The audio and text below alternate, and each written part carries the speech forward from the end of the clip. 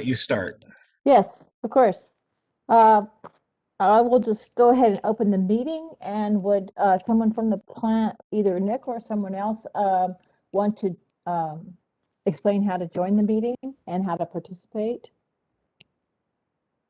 Absolutely, I'd be happy to. I'm not quite sure who is sharing this screen right now, but for those, Aubrey, for those watching on television or paying attention, inquiring how to join the meeting, the screen that you might be able to see titled Planning Commission gives you some instructions on how to join our meetings. If you're having any sort of difficulty, please send an email to planning.comments@slcgov.com. And there's also some step-by-step instructions. You can see that link that's on that screen. And you can also go to our planning webpage, which is slcgov.com/planning. Click on public meetings, and under the Planning Commission tab, there's instructions there to join as well. Aubrey, would you mind going to the next screen?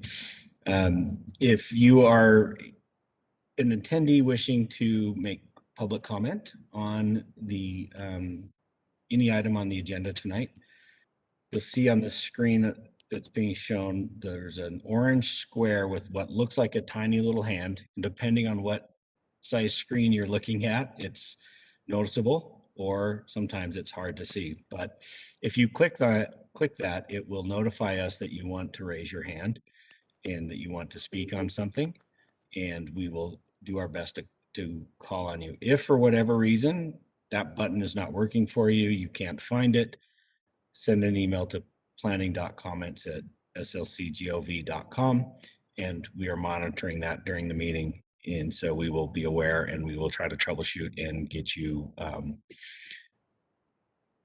identified and noticed so that you can speak. And unless there's any other questions. Thank you. I believe I read the declaration last time, so I don't think I have to read it again this time. But just to know that we will not be having an anchor location for this meeting because of the pandemic.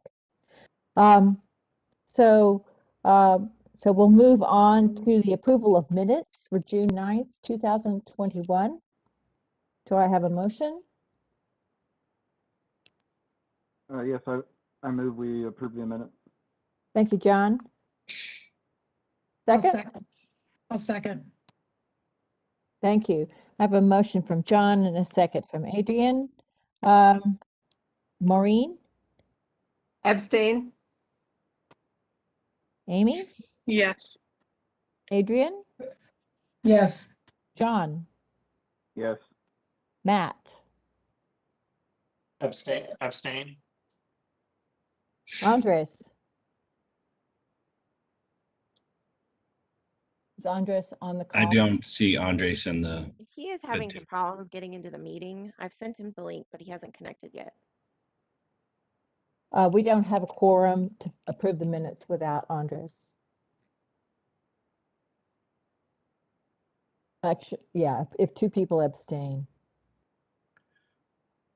Well, we have a quorum, but what we need is a majority vote of those in attendance. Okay, okay, and that's fine then. Crystal? Is Crystal here? Also not here?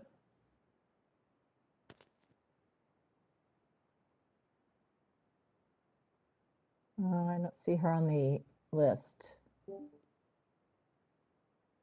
So, okay, we have 6 people, including me. Madam Chair, it looks like Andreas has logged in now. Okay. Andres, can you hear me? Yes, thank you very much. I'm in finally. Okay. Do you approve the minutes from last time? Yes. Thank you. Okay, we have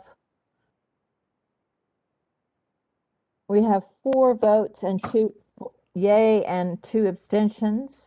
And so the motion passes. Okay, yay. All right, so moving on to the report of the chair, I do have one rather sad item to report. I want to report on behalf of the Planning Commission. We are very, very saddened to learn of the passing of Chris Earl, a planner here in Salt Lake City who was actively presenting before us only 2 weeks ago.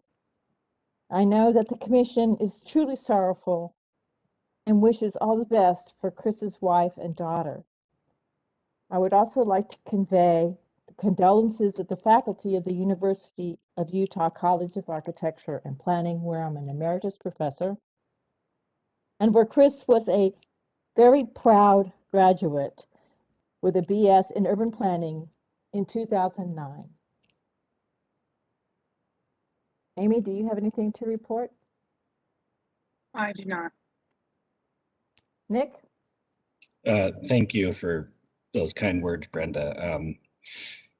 I think, as you can imagine, the planning staff has had a rough week, and so it's very meaningful to hear the condolences for our good friend and colleague. And it's a very sad way to start a meeting, but you know, sometimes we have to move on, and here we are. Just another announcement that's not sad, but this is also Commissioner Lyon's last meeting, as his 2 terms are up.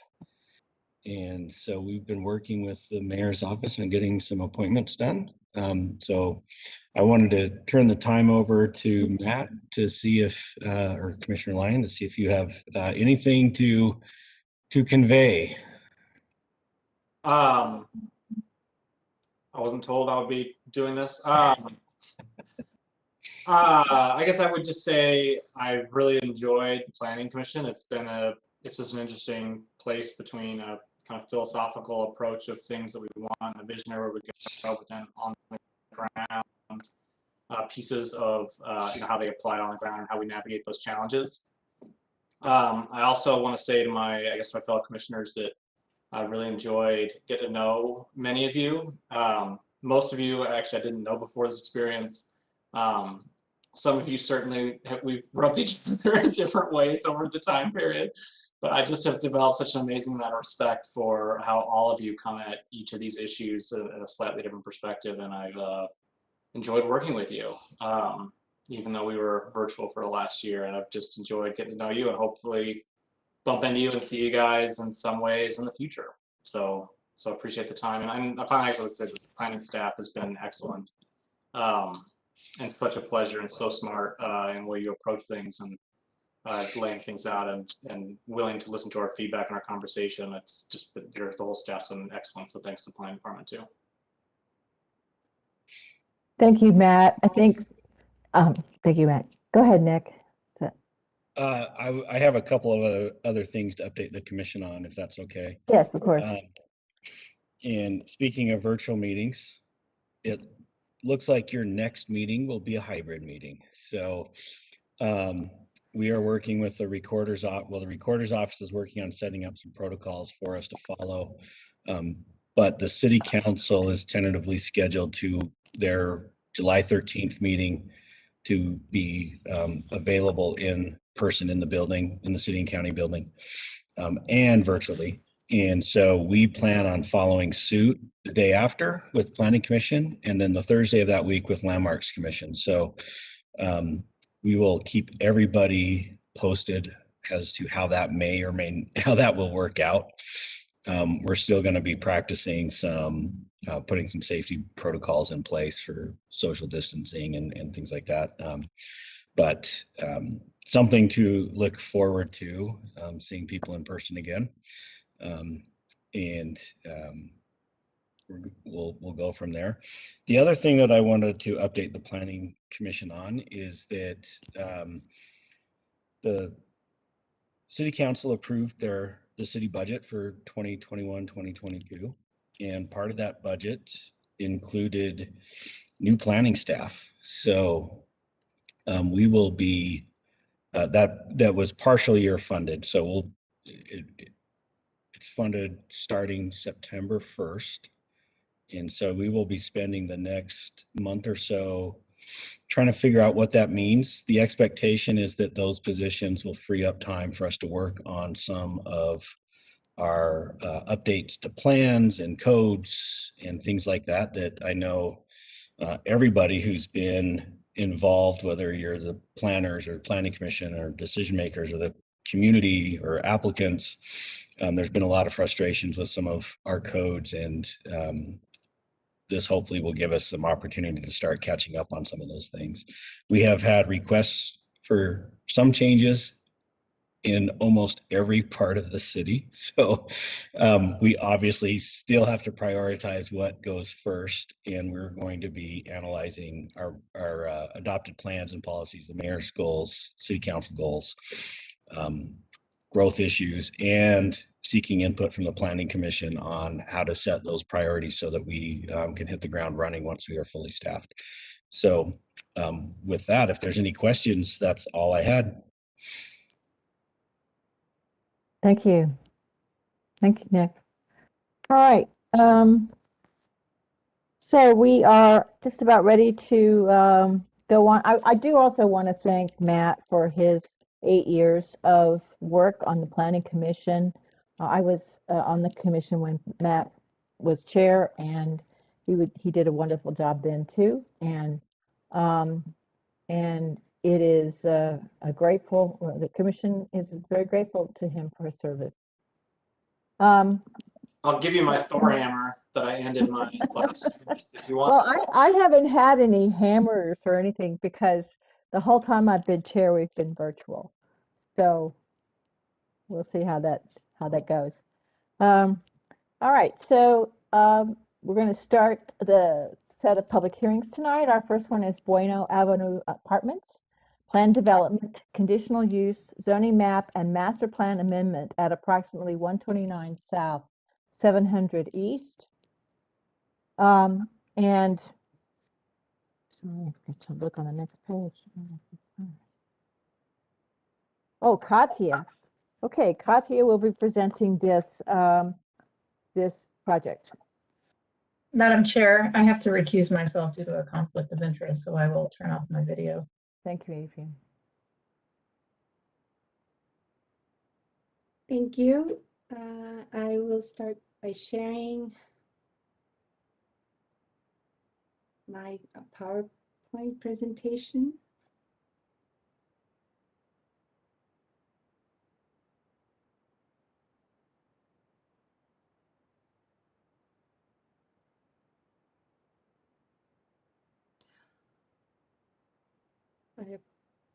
Can you all see my PowerPoint presentation?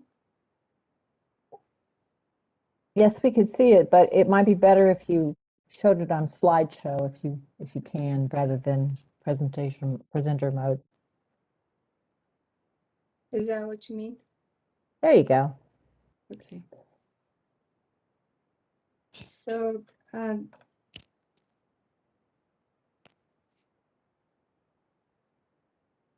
So this is the Bueno Apartments project. It's located approximately at 129 South, 700 East, and the line in yellow highlights where this project is.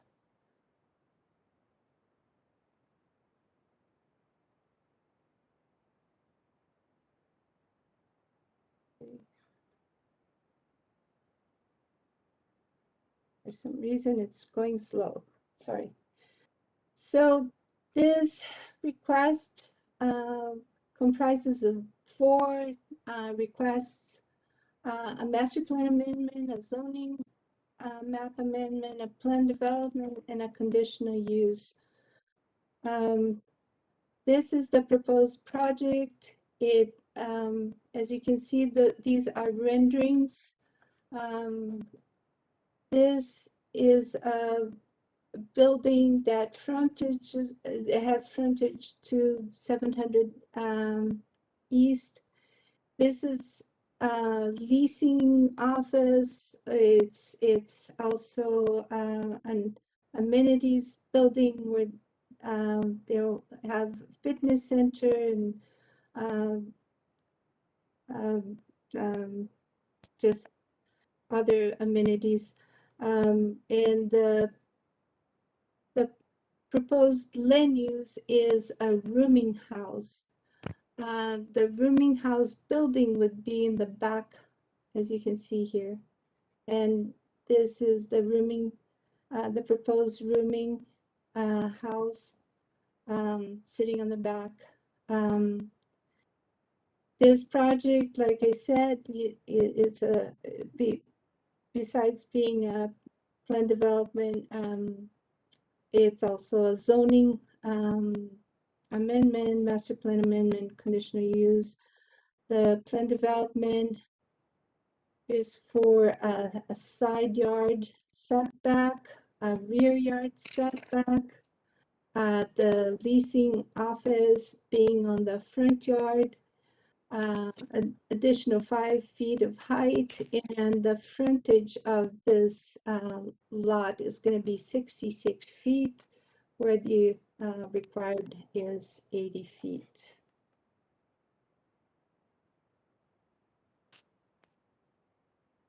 The planning recommendation is that the Plan Commission forward a favorable recommendation to the City Council for the zoning and the master plan amendments, and that it approved the request for plan development and conditional use with conditions. And I'll list the conditions at the end of my presentation. I'll start with the master plan amendment.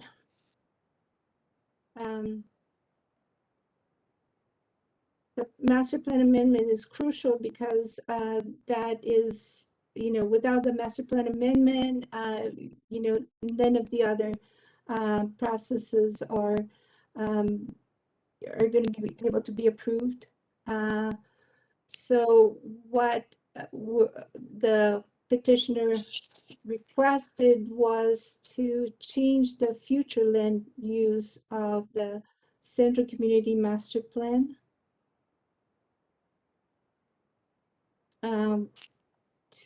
from, as you can see here, this is the block of where this project is, and we're requesting it from medium density to a medium high density so that they can also ask for the rezoning. Going back here, staff took in consideration other master plans, the housing plan, Plan Salt Lake and Central Community Master Plan. And all these master plans mention about the desire to promote the housing goals, and we believe that this proposal meets those consideration from the master plans. This is the current site condition. And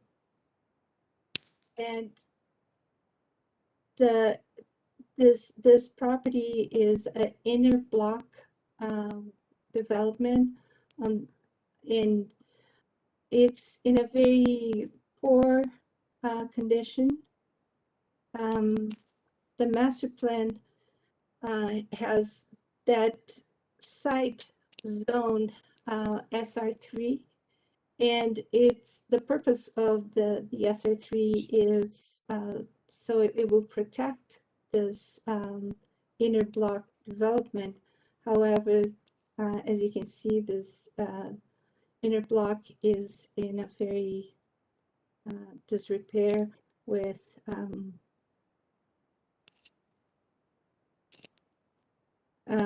unpaved road, poor infrastructure, and the condition of the homes are not very well kept. Staff finds that this inner block is in disrepair, and Further development on the site under the current zoning and master plan designation could result the removal of affordable housing stock to be replaced with very high priced housing. The next request is the rezoning of the parcels that are SR3, and you can see the parcels that are SR3 in this map. There are 7 parcels, and the applicant is asking that these 7 parcels be rezoned to RMF 45. And as you can see in this block, all the properties surrounding this development, this area, are it's zone RMF 45. So it would be compatible with the rest of the block. The next request is for planned development. And as you can see, here are the setbacks that are being requested to be modified. Here, the rear yard setback, they're proposing 5.4 feet, where the required setback is 30 feet. Here in the side yard, they're proposing 2.8 feet, where the required is 8 feet. The other requirement, the other request is to place this accessory building here in the front yard, and the next one is for the additional height. They're requesting a 5-foot additional height, and the reason for the additional height is so that they can have a pitched roof. This pitched roof would blend with the historic structures and also be useful to hide mechanical equipment. The next request for the plan development is street frontage. The existing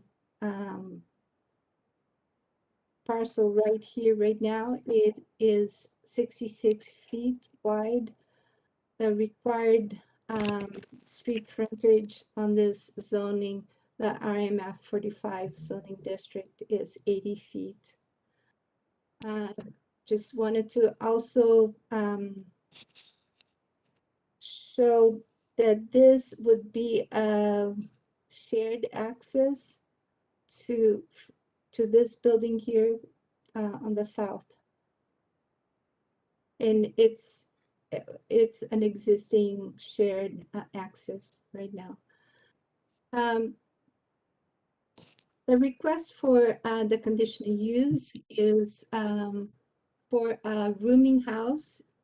It's a land use that is allowed in the RMF 45 as a conditional use. And there, as part of this conditional use, we have some conditions, and also I'll talk about this new condition in a moment. This is the surrounding land uses on this block, and as you can see, a lot of the land uses are multifamily use, which would be a similar land use as a rooming house. A rooming house is a unit where there are bedrooms that on this specific project would have their own bathroom on each of the bedrooms, but they would share a living room and a kitchen.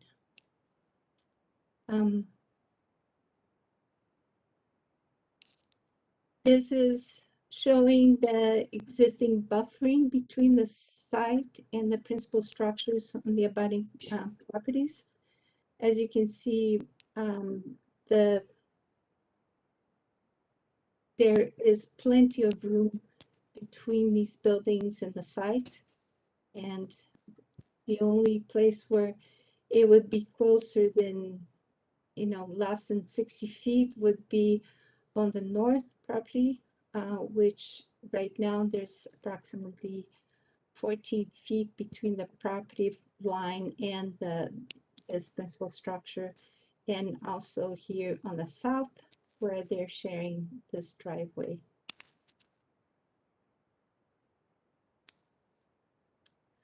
As far as parking,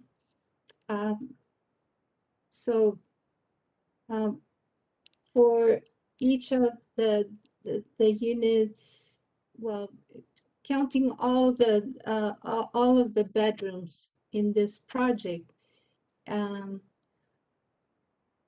it will be 192 bedrooms, and each of these bedrooms would be one single person that would be allowed to be renting the bedrooms.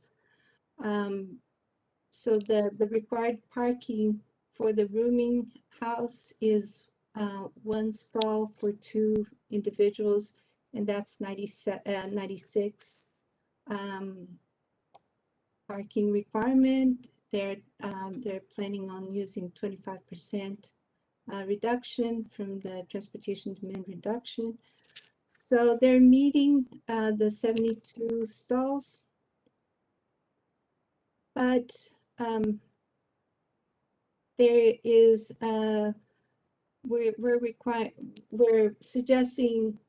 we're recommending the Planning Commission to add a new condition that there's only one person for each of the bedrooms in this project.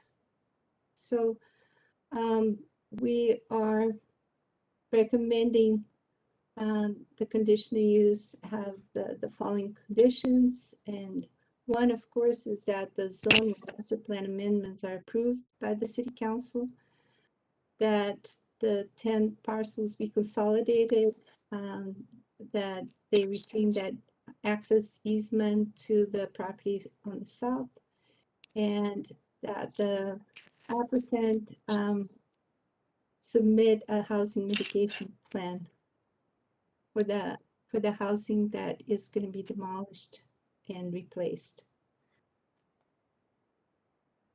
The additional condition is to guarantee that the proposed parking project is possible. And so we're adding this condition, and this condition is not listed on the staff report. So I also changed and added this condition to the motion sheet that you have. So, and that is that each bedroom on this project be limited to a single occupancy, and that the parking is provided according to the parking ordinance.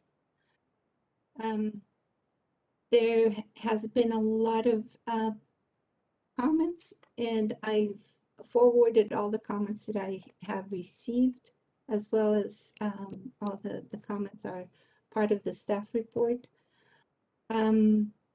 Are there any questions at this point? Do the commissioners have any questions for staff? Is the applicant prepared to make a presentation? Yes, this is Kevin Perry. I am prepared to present. Okay, great. Go ahead.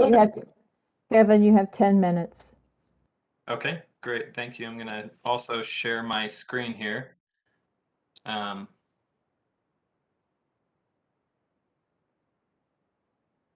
Please let me know if you are seeing that.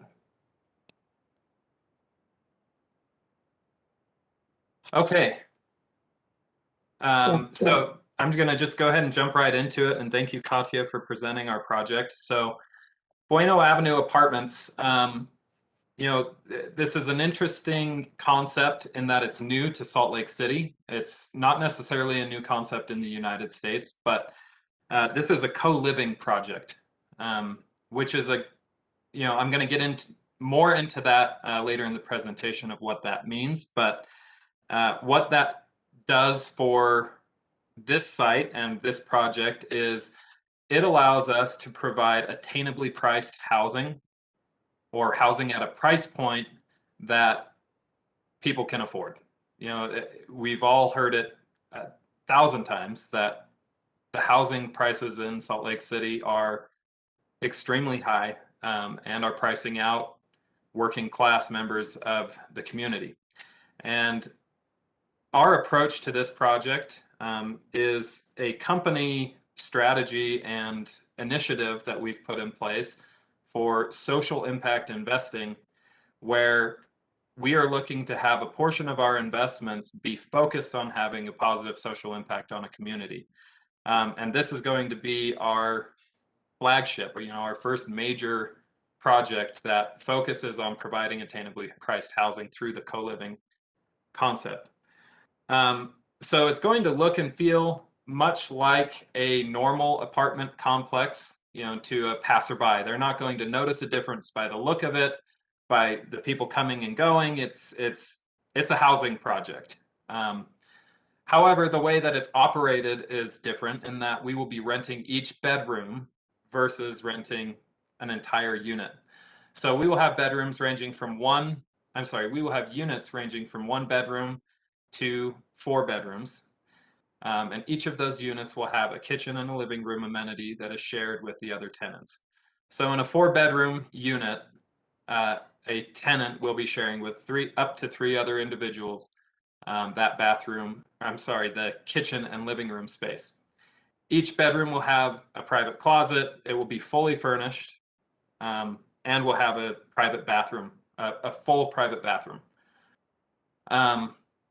And as I've mentioned before, you know, what this allows us to do is, without seeking any government subsidies, we can rent these units at a price point that is close to actually below the 60% AMI number for a studio apartment in Salt Lake City.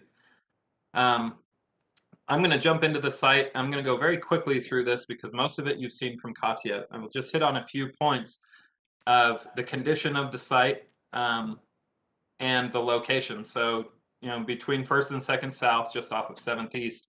And you can see that the majority of the site is interior of the block with only 66 feet of street frontage. It's in a prime location, though. It's located about 300 yards outside of the transit-oriented requirement of a 1/4 mile. We're just beyond a 1/4 mile from the transit stop, well within walking distance to tracks, also major bus lines and bike lanes, great amenities in this neighborhood, a very walkable location. I'm gonna keep going. So aerial view of the site, Katya mentioned this, that the site is currently 7 single-family homes and 1 multifamily structure.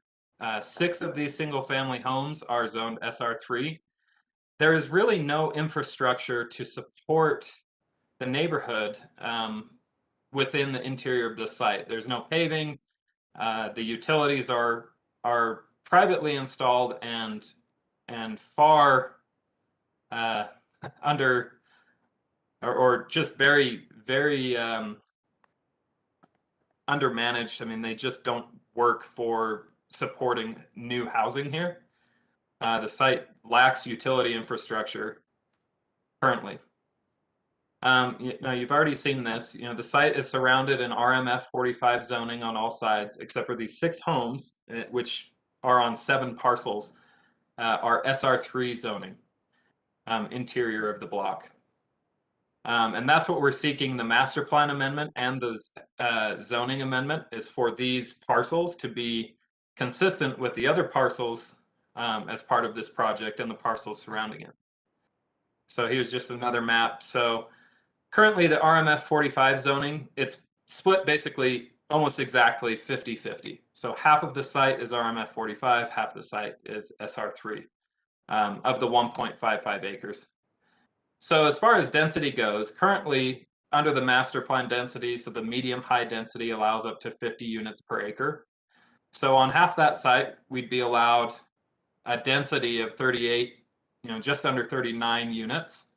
And on the SR3 portion of the site, the other half, the master plan density currently allows up to 30 units per acre.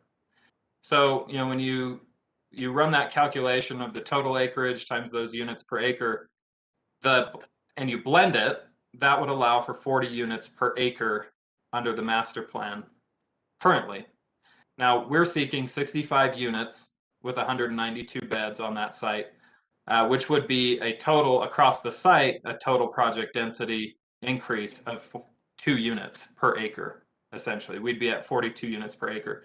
And I want to point out to the bottom right portion of the screen, these are all of the adjacent properties, the total number of units and the unit density, or the density per acre on these.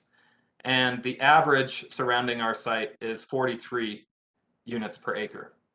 So we're well within the context of the neighborhood and the area. And from a design standpoint, we tried hard to meet to design this to meet the context of the neighborhood and to fit in as well. Understanding that it's a mid-block and it's 4 stories, it does match the height of the buildings around, but we tried to keep a consistent look and feel. So I want to just jump in, and again, I'm going to quickly go through this, but surrounding neighborhoods that are currently SR3 zones look a lot different than Bueno Avenue. And there's a purpose for an SR3 zone, and that's to preserve these inner-block neighborhoods and allow them to thrive. And so, I personally went and walked every one of these SR3 zones and took a look at them, and there's some stark differences. The big difference being, and I'll go through each of those sites, the big difference being the infrastructure on every one of these roads is in place and supports the redevelopment of these areas. And that's evidenced by the homes on all of these streets have been upkept quite well. In many cases, they've either been renovated, but in many cases, there's brand new homes that have replaced these existing homes. So you can see, first and foremost, the street, the infrastructure, the public way that goes through there is supporting these homes being renovated and updated. They're in relatively good condition on most of them, and many of them are in excellent or new condition. They're great examples. This is Iowa Street in Pennsylvania Place, a great example of achieving the purpose of the SR3 zone. This is a pretty stark contrast to Bueno Avenue, and I just want to jump into the condition. You can see that Bueno Avenue is in major disrepair. And just a background on the ownership of this property, we're currently under contract to purchase the property from the current owners, who bought the property with the initial intent of redeveloping a few of the parcels into townhomes. And over the past couple of years, they've had the opportunity to pick up all of these parcels as one full project. And so they've owned them for a couple of years, but the disrepair on these properties has gone on for many, many years. In fact, in 1996, the East Community Master Plan identified these specific parcels as needing redevelopment. So about 30 years ago, these were in disrepair. And I'm going to go through each of these properties quickly, and you'll see the images of the screen on the screen indicating their current conditions. The condition of the properties themselves are very bad, but also the infrastructure is in major disrepair. And this is from the owner, these homes were never built to last as long as they have. They were built around the turn of the century to the lowest architectural standards of that time, and they just haven't been upkept. And at this point, the cost of renovating and reinvigorating this neighborhood is impossible. It's cost prohibitive. So you'll see, and I'll just go through each home on the property and you'll start to see some of the issues. You'll see a common theme among the plumbing and the electrical issues and the foundations. Most of the foundations on this property, in fact, all of the foundations on this property are sitting on stone or dirt. They're unreinforced. This is a great example here of attempting to reinforce the foundation. There are numerous code violations that would never, ever be allowed to fly right now. This foundation is actually completely separating. The building is separating from the foundation completely. And you can see the major cracking inside of the home. Continuing through here, again, you see plumbing that's nearly 100 years old, foundations with water damage. It's because it's wood sitting on dirt, which would never fly. You know, it just doesn't work. Here's an attempt to reinforce the foundation with cinder block on dirt, trying to hold the home in place.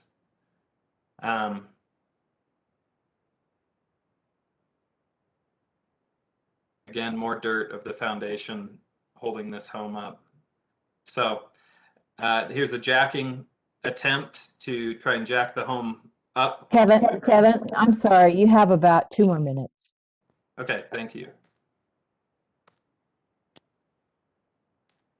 So I'll skip forward through this.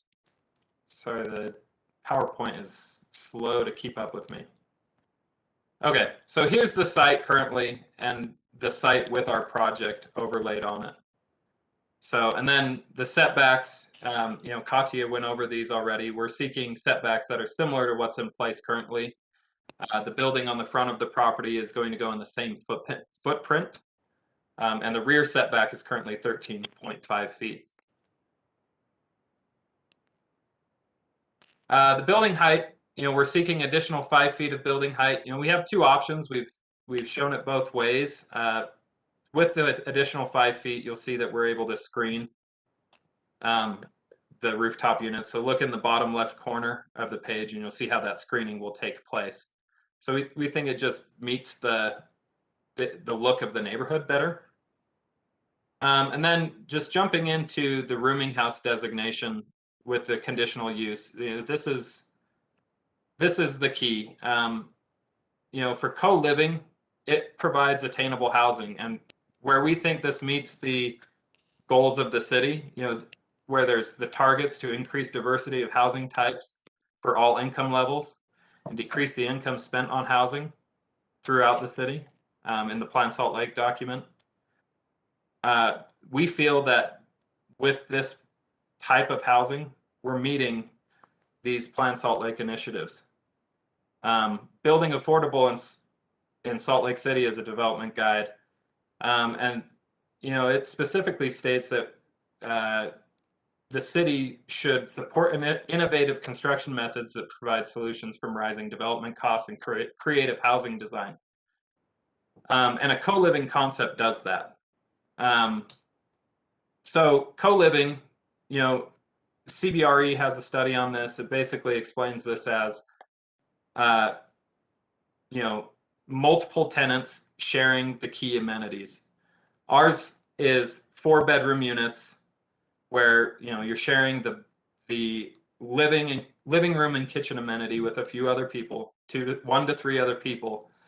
But we can provide the same luxury multifamily amenities that you're seeing throughout the city. And truly, you know, if you compare this to a studio apartment, the most comparable unit that's available, we are about half the cost for a 1-bedroom apartment.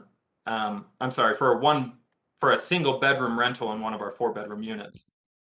It makes this attainable without requiring any government incentives, without seeking any funding from the government, while also providing workforce housing that, you know, people can afford. And we've had conversations with the police department, the school district. We've talked with multiple individuals who have expressed not just interest, but downright excitement for something like this for their employees who fit the demographic that this works for.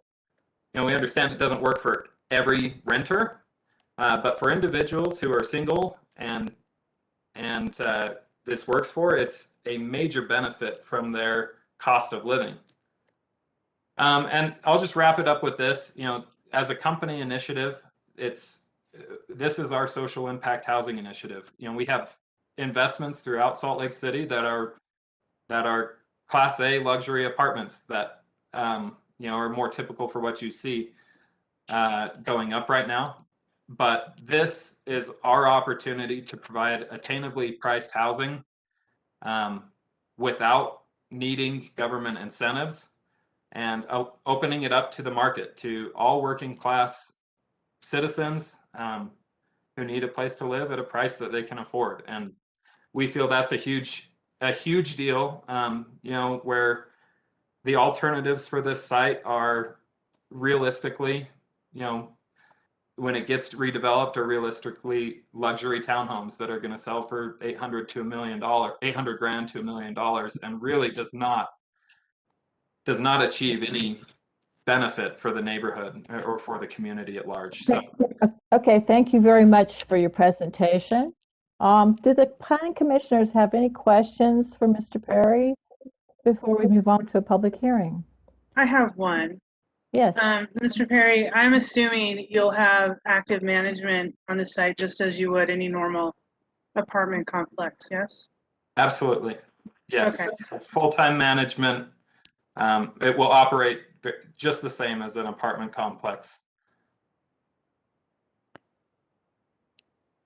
So I have a question. You keep referring to a price point. How much are your units going to rent for?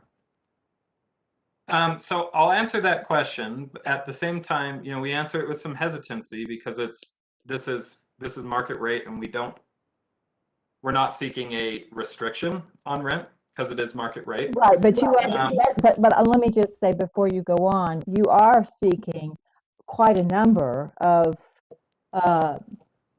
changes to the current zoning and so forth, quite a number of amendments. And you're doing it based on, in large part, the idea that this is somewhat affordable. So please go on. Yes. So our single bedroom rental in our 4-bedroom unit starts at $839 a month. That includes furnishings, all of your utilities, all of your ancillary costs. That's what it is currently. You know, according to the current market, we plan to keep it at that market level. When you compare that to a studio apartment, you're looking at approximately $1,600 a month for a studio apartment. And I think it's worth noting that the 60% AMI number for Salt Lake City, as put forth by HUD, and I believe this is a 2019 number, would be at $874. That's the 60% of AMI income limit. That would be for a studio apartment, would be $874. So we're actually starting at $869. I apologize, I said $839. But when you consider in the cost of furnishing the apartment, the utility adjustments that are also done with the AMI adjustment, that puts your net rents at $788. So nearly $100 below the 60% AMI number. Thank you. So I'm mainly just looking at your plan development and the setback requirements that you're, I know you're an interior block, which creates some differences there, but just talk me through why you've chosen to have this like large parking lot like in front and not this kind of there, and then the other buildings kind of pushed to the sides as far as they can, instead of using parking more in a circular way that would keep your zoning setbacks more in line with what is required. Like why seek the plan development? So the plan development is triggered, I mean, it was triggered by the frontage, the street frontage of 66 feet. We had no choice to go any other way. We tried to design this property every which way based on what you're saying. We attempted that, parking around it, The critical aspect of it, and I'll share my screen again while I talk here, but the critical aspect of the site is the fire turnaround. We cannot get fire turnaround on this site without pushing the building as far to the side as possible. So that's the key. A fire apparatus has to get in. It has to have an 80-foot wide turnaround space in a T shape. And there's just no way possible to get that fire turnaround without pushing the building as far to the sides as possible. So I think actually your suggestion is what we would have liked to do. But in the end, you know, you can see right here, this is the turnaround here. So fire apparatus will turn in, front in, and then back out and drive back out the street. And that's what's driving that. It looks like, I was out there today, it looks like there's an outlet on the far end of the site to East 6, this East 600, sorry. Is that private? It's private. Yeah. Yeah, that is currently private. All of Bueno Avenue is actually private right of way. And also the grading on the site would not allow for us to get up and out. Once you put a building on this site across it, there's actually about a 10-foot drop from one side to the other. From And north to south? yeah, northeast to southwest Okay. corner. Okay. So that will not, that access will not be continued. I don't believe that that's the desire of the adjacent property owners as well.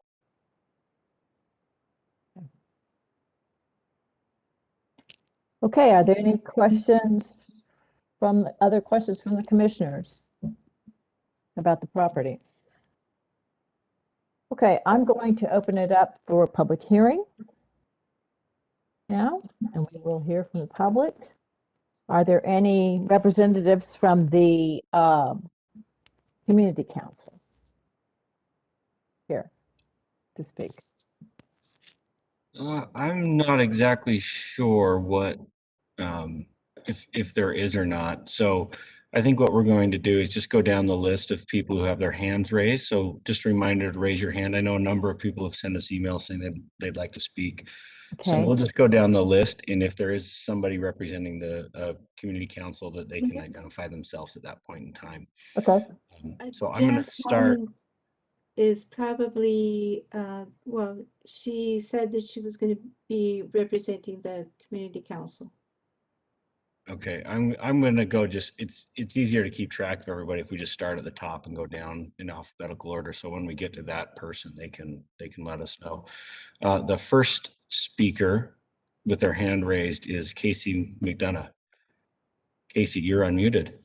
Oh, perfect. Thank you. I live on South Temple in the Bonneville Tower. I grew up on 9th and 9th. I've lived pretty much downtown most of my life. And I've worked in architecture and planning, and I've dealt with projects like this before. And as a resident, I guess I would start by saying, I don't think I love the project. I think it has a great opportunity to provide that type of housing. I don't think this is the right place. You know, we had historic districts zoning, the result of thousands and thousands of hours of public input, public effort, city effort in the past, to create kind of the fabric of the city we have and the intent of moving to the future.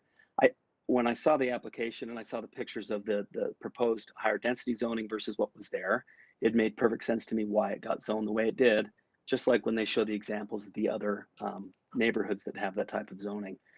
I would comment too that, you know, speaking on the historic preservation side, it's actually in the National Historic District. I was a little discouraged to not see that addressed more in the staff report or by the applicant.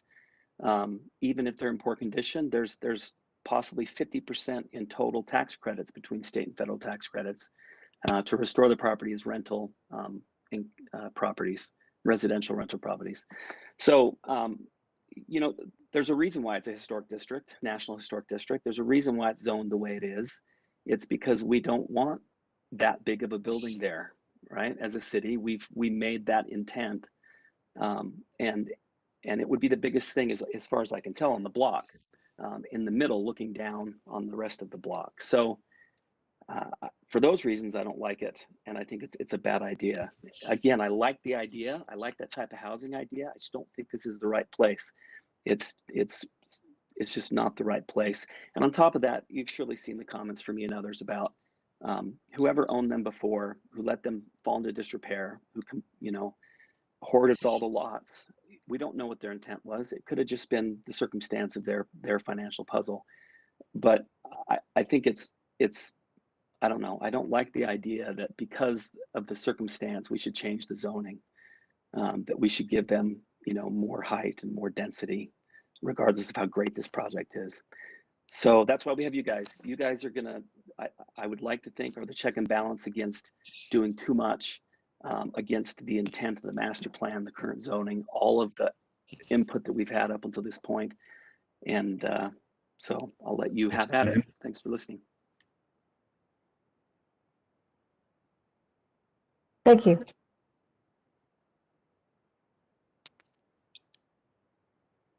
Next up is Cindy Cromer. Cindy, you are unmuted.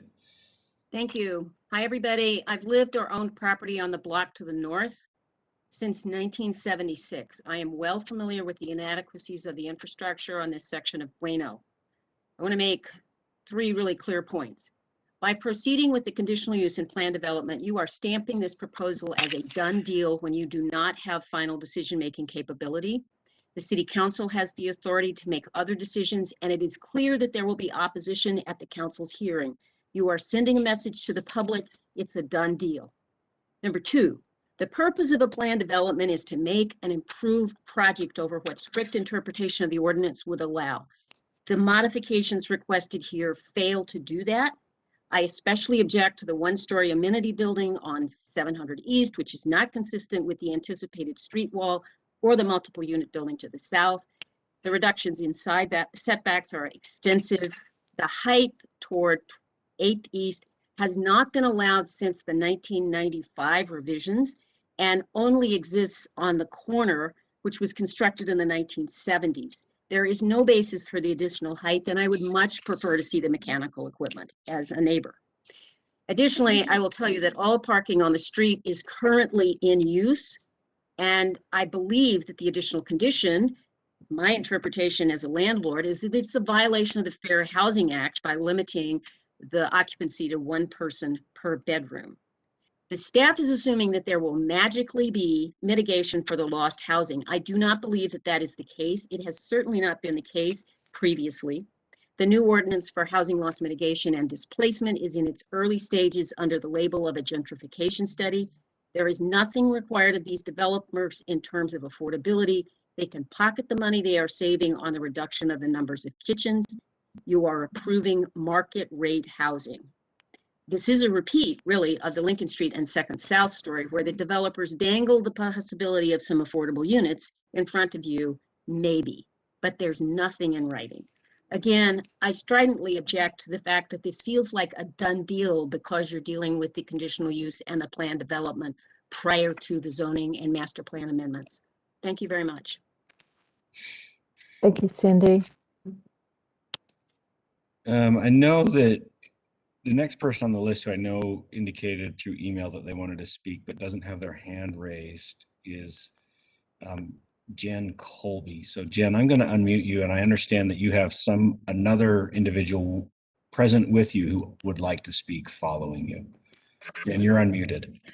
Yeah, quick clarification before I start here. I am going to be speaking on behalf of the East Central Community Council. Esther Hunter was unavailable tonight.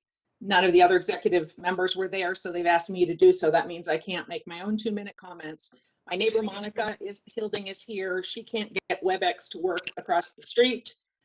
So she will be making separate comments following me. And I also want to speak up for the tenants who may or may not have made it onto WebEx that I talked to and tried to talk through this, that really wanted to participate. And this is very disadvantageous to tenants and lower income people. They may or may not show up tonight. And I just want to I want to point out, if they do not appear, that there were tenants wishing to speak tonight that are not present. So I'm Jen, ready to start if you want to give me my. Jen, as the representative of the community council, you have 5 minutes. Thank you. I will start now.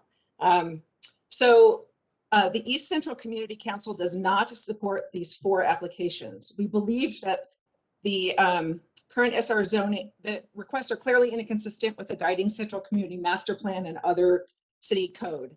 The purpose of the current SR3 zoning is indeed to protect the interior block lots in scale with the character and development within the interior portions of city blocks.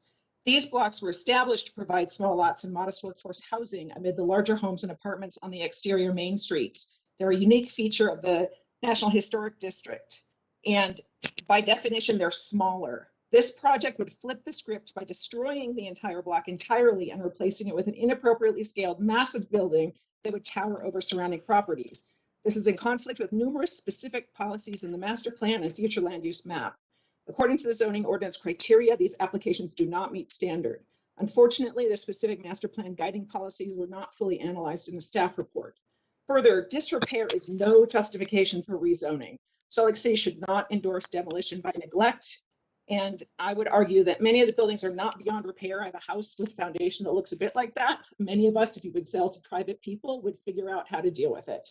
Some may be, but they could be replaced with something that fits the zoning. We therefore ask that the Planning Commission forward a negative recommendation and denial of the master plan and map amendments to the City Council. We also believe any consideration of the CU and PUD applications is premature at best. If you must vote on them tonight, we ask you also deny these applications. Alternatively, if you could postpone a vote, then separate out the CU and PUD, wait until after any action by the City Council.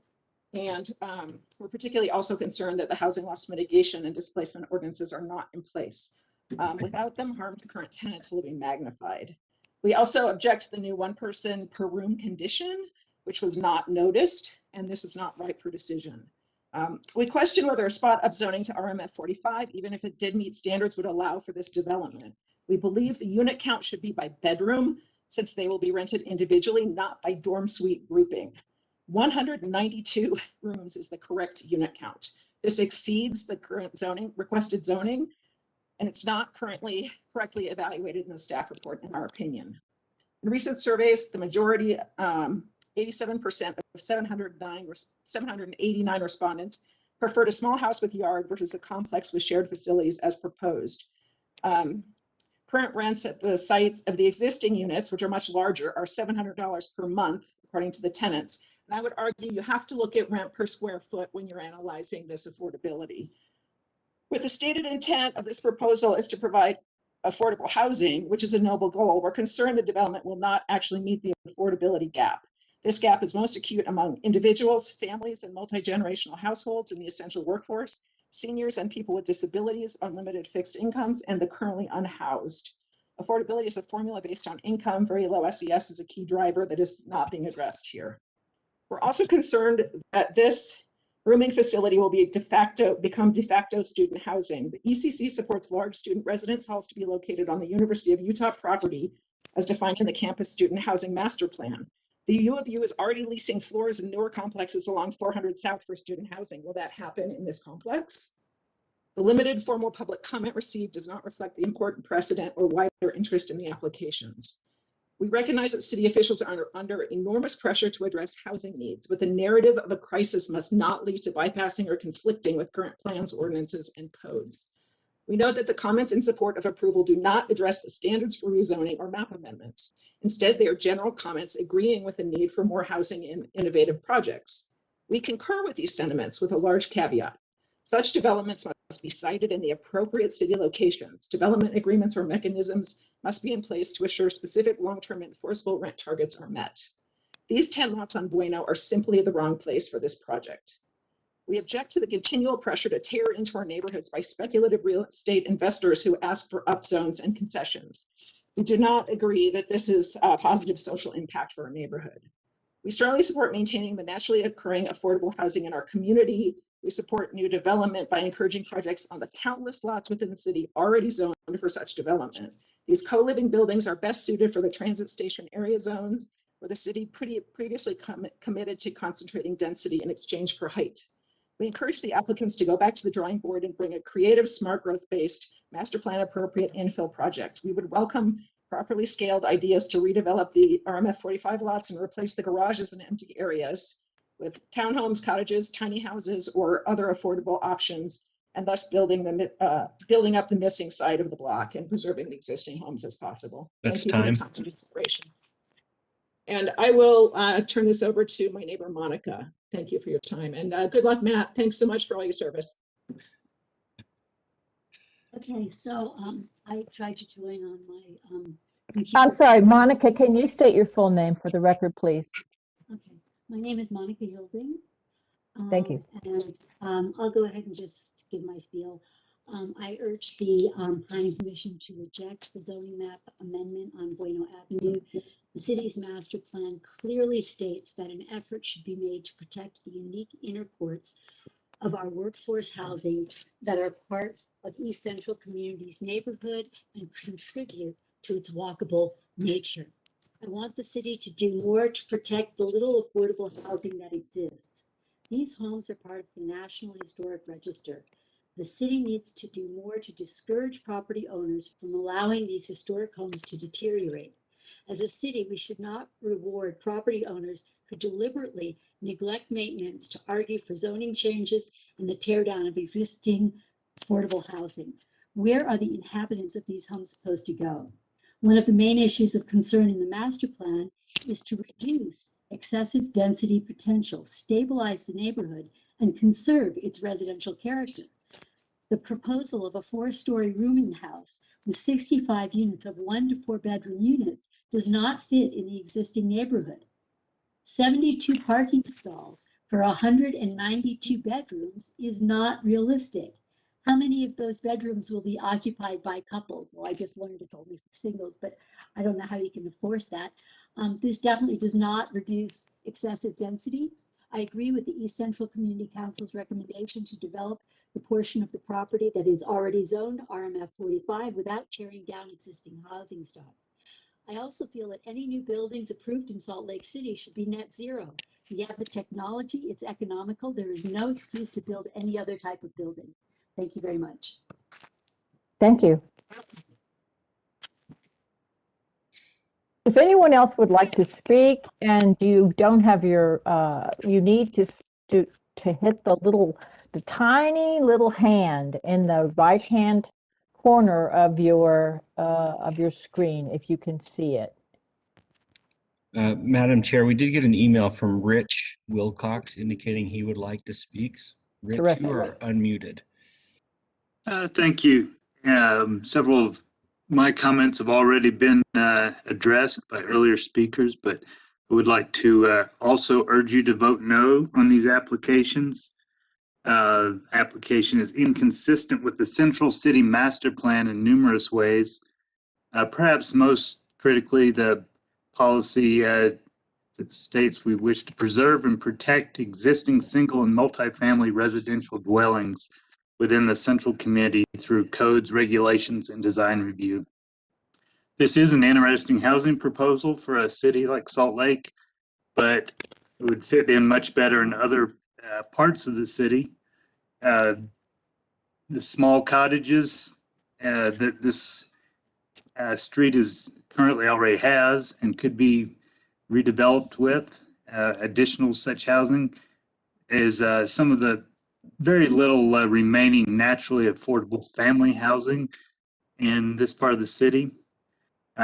Great to think of fitting 192 more people onto a block somewhere in this city, but it really isn't housing for all working class citizens. It really is aimed, it seems, at single individuals who certainly need housing too, but not at the expense of what's already very sparse family housing in this part of town. And I would like to reiterate the comment others have made that disrepair and neglect of properties, no fault of the current owners, I'm sure, but that's not a justification for significant rezoning requests. Thank you for your consideration and your time. Thank you very much.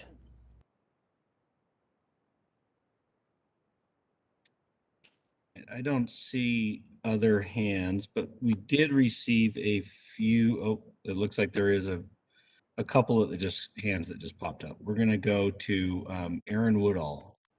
Aaron, you are unmuted. Thank you very much. I would also urge you to vote no for the reasons that have been presented. Also, I would just like to add that there's nothing affordable about $860 a month for one bedroom and not even a kitchen to call your own. And it makes me upset that developers are trying to get concessions and stuff from the city by pretending to care about affordable housing. If they did, they would find out what was that we could actually afford as working class citizens of this city, and what we actually wanted, which would be like, I don't know, a room for my son to sleep in and our own kitchen and bathroom. And that's all I'd like to say. Thank you. Thank you very much. The next hand that went up is Jeff Taylor. Jeff, you are unmuted. Very good. Thank you, Nick. Planning Commission, this is Jeff Taylor, and I'm representing the current owners. And I just wanted to provide some feedback based on some of the other comments. I think, as Kevin pointed out, Bueno Avenue is very different from the other small infill neighborhoods that are SR3. And some of the issues and the burdens with this site are it's completely private. So all of the infrastructure that's related, curb, gutter, street, sidewalk, which there is none of, is the burden of the owners. And so to kind of make this workable, that is a huge infrastructure cost that will have to be calculated into whatever development occurs here, or even trying to renovate these properties. The other issue is that all of these homes are served by long private sewer laterals that are starting to fail. So this notion that we can just come in and fix up what's existing and somehow maintain affordability is simply not the case. These issues started long before we acquired the property. As Kevin mentioned, we acquired them a couple of years ago. So when you look at the cost of the public utilities, everything else that would need to occur here, there's a lot of these homes that are literally sitting on earth. I've done a ton of renovation in the East Central, and these are some of the worst homes I've ever seen. They were never built to last long. And I even invited Esther to come over and look at these herself, and she declined that. When you take this as a whole. I'm sorry, your time is up, sir. Oh, that's unfortunate. Okay. Thank you. Wow, you'd think they'd want to know more. Wow, that's too bad. Okay. Thank you. Is there anyone else who would wish to speak? Nick? I'm not seeing any additional hands. We did get an email saying there were two people who were having a hard time, wanted to participate, but who could not join the meeting. And I've asked for those names so that we could add their, apparently they object to it, to the proposal. But I'll just read those, and if those names come up, we'll add them. But the quote is, overall, they object to the rezoning and are afraid of becoming homeless if they lose housing. And I think this is the message says two tenants who wanted to speak but could not figure out how to get online. Do we have their names by any chance? It doesn't look like they've been sent in. Okay. At this point. Thank you. Okay, thank you. Seeing no additional desire to speak, I will go ahead and close the public hearing and bring it back to the Planning Commission for discussion. Madam Chair, sorry, we received two emails at about 5:30 that we can read into the record. as well.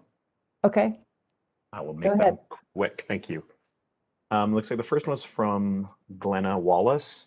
It says, hello, regarding the first item on the agenda tonight, I'm opposed to the setback reduction. It does not seem necessary nor reasonable to allow the setback on the northwest side of the property to reduce from 8 feet required by ARM 45 to 2.8 feet where it abuts the existing driveway of a small home. The owner has justified this request since the existing structure is currently this close to the property line. When you are already bulldozing the existing structure, why can't you just comply with the code and adopt the newer setback requirement? There is no reasonable requirement that an amenities and leasing office could not be just 5 feet smaller to comply with the setback. Maintaining the setback requirement of 8 feet on the northwest is a very reasonable point for the Planning Commission to recommend. And the second one is from Aaron Rosinus. My name is Aaron Rosinus. I'm speaking in favor of the rezone, but in opposition to the height and setback variances. Almost the entire block is already RMF 45, so I see no issue with the remaining few parcels matching the rest of the block. However, I do not understand why the applicants should be allowed additional height for essentially aesthetic reasons. I've never seen a house be allowed an extra 5 feet of height because they thought it just looked better, was more cohesive. If 5 more feet is acceptable in an RMF 45, then change the zoning rules so everyone gets 5 feet more height, or allow for anyone in any zone to have 5 feet more for aesthetic reasons. I also oppose the setback reduction for similar reasons. A modern urban block with a new development should be expected to have underground parking and not a massive surface lot. There is plenty of space for a building to be designed to fit within the allowed setbacks, but they simply ignore the rules of the zone when designing the whole complex. A 2.8 foot setback would be entirely unfair for the existing home on 700 East. Setback conditions are not required to make best use of the land, so why should it be allowed? Please help me understand the reasoning for recommending these exceptions. I hope planning staff are willing to recommend all homeowner requests for height and setback exceptions, since the request seems to be a matter of builder or homeowner preference. Thank you. Okay. Thank you, John. All right, I'm going to go ahead and close the public hearing now and bring it back to the commission for discussion or questions. Commissioners? Madam Chair, did you want to allow the applicant to address any of the outstanding questions?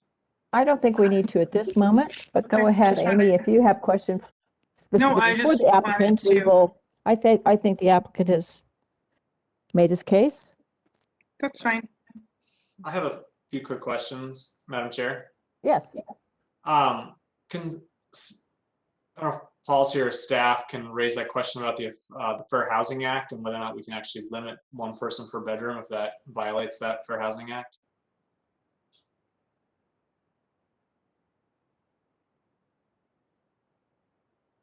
Is Paul here? Hannah's here tonight. Thanks. Okay, thank you, Hannah. That's probably something we should take the time to look into. So I don't know if it was the Planning Commission's desire to act on the applications today, or we were anticipating a continuance, but I would suggest we look into that based on the concern raised tonight. And we can follow with hypothetically, what happens? Like if we propose a condition intended to mitigate a detrimental impact, and that condition is then violates federal law, what happens? So like, do they just go forward? What I'm suggesting is that we maintain the attorney-client privilege and follow up and have that discussion. Okay. And not have that in a public meeting. Okay.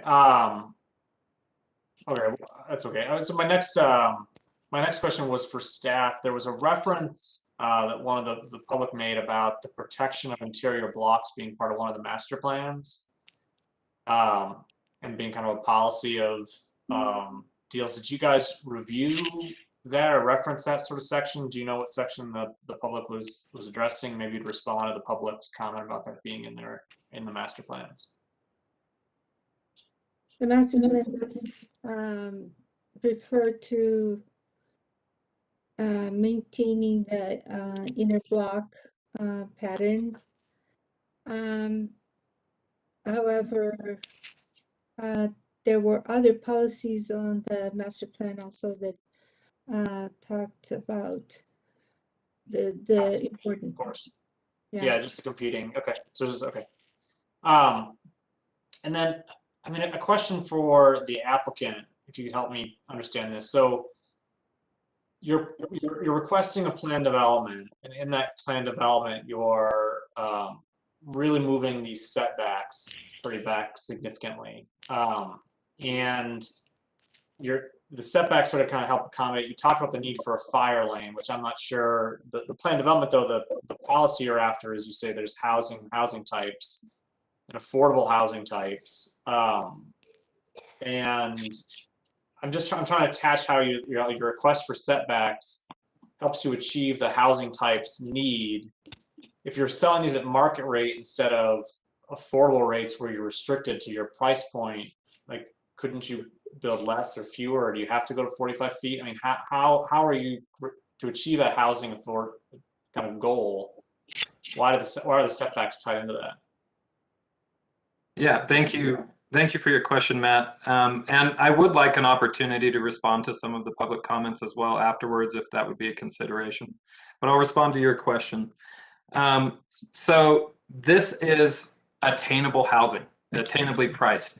This is not an affordable housing project that is seeking government subsidies, that is seeking government funding. This is 100% privately funded. There's a key difference between seeking millions of dollars in either tax credits or grants and paying for something at market rate. So unfortunately, we can't just go underground for parking. We can't just build less. You know, it's no secret that the cost of land in Salt Lake City is astronomical. And to build attainably priced housing, which I think we made a pretty strong case that we're at the 60% AMI number to rent and have all of the same amenities as a luxury apartment complex. This is a proven model across numerous cities across the United States. In fact, this would be a model that would be allowed in Salt Lake City under a multifamily code with 3-bedroom units. You can still rent by the bedroom. Salt Lake City's code does not allow more than 3 unrelated individuals in an apartment unit.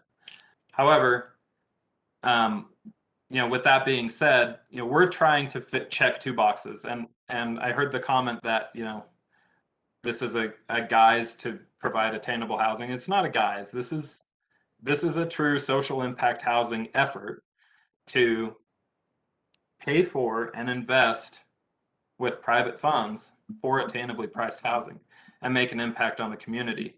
I don't think it should be lost on you as commissioners that there are currently 6 homes, and a cost study that we've recently done would require $1 million of infrastructure improvement for these 6 homes. I'll let that number settle in for a minute. $1 million in private infrastructure improvement for these homes, on top of any renovation costs, would be required. It's no secret that the cost implications to keep what's there versus providing 192 attainable units, providing a room at a price point that nobody else in Salt Lake City is providing with this type of amenity and this size, is more beneficial than 6 tenants or 6 homes. There's 6 homes on the SR3 parcels that would be replaced with attainably priced housing. But this meets, coming back to the Plan Salt Lake document, the goals set forth by the city doesn't say, let's get affordable housing and throw all the money at it. It says we need to propose and accept new ideas where we don't have to throw money at it, but developers come up with creative ideas and creative strategies to provide attainably priced housing to the community without sucking up public funding. So, Kevin, All right, thank you very much, Kevin. Okay, let's go ahead. Respond. So Kevin, just one thing I'm looking at this project with. So one, I actually appreciate the proposal, and I actually like this idea of this co-living and see how it kind of works. And as someone who 15 years ago, when I moved back to Utah, I had a shared apartment with a roommate that I just found off the internet, and it was $750 a month for a bedroom with a shared. So I mean, the fact that I understand the concept and appreciate that. But what I'm trying to just understand and get my mind wrapped around is the way that these 4 proposals kind of stack on top of each other, and they kind of impact each other and what happens. I mean, so the conditional use, the issue with this different housing type, increasing the density and the impacts in the neighborhood. And so we've talked about mitigating that, which may have with one person per bedroom, but that may have a Fair Housing Act sort of issue.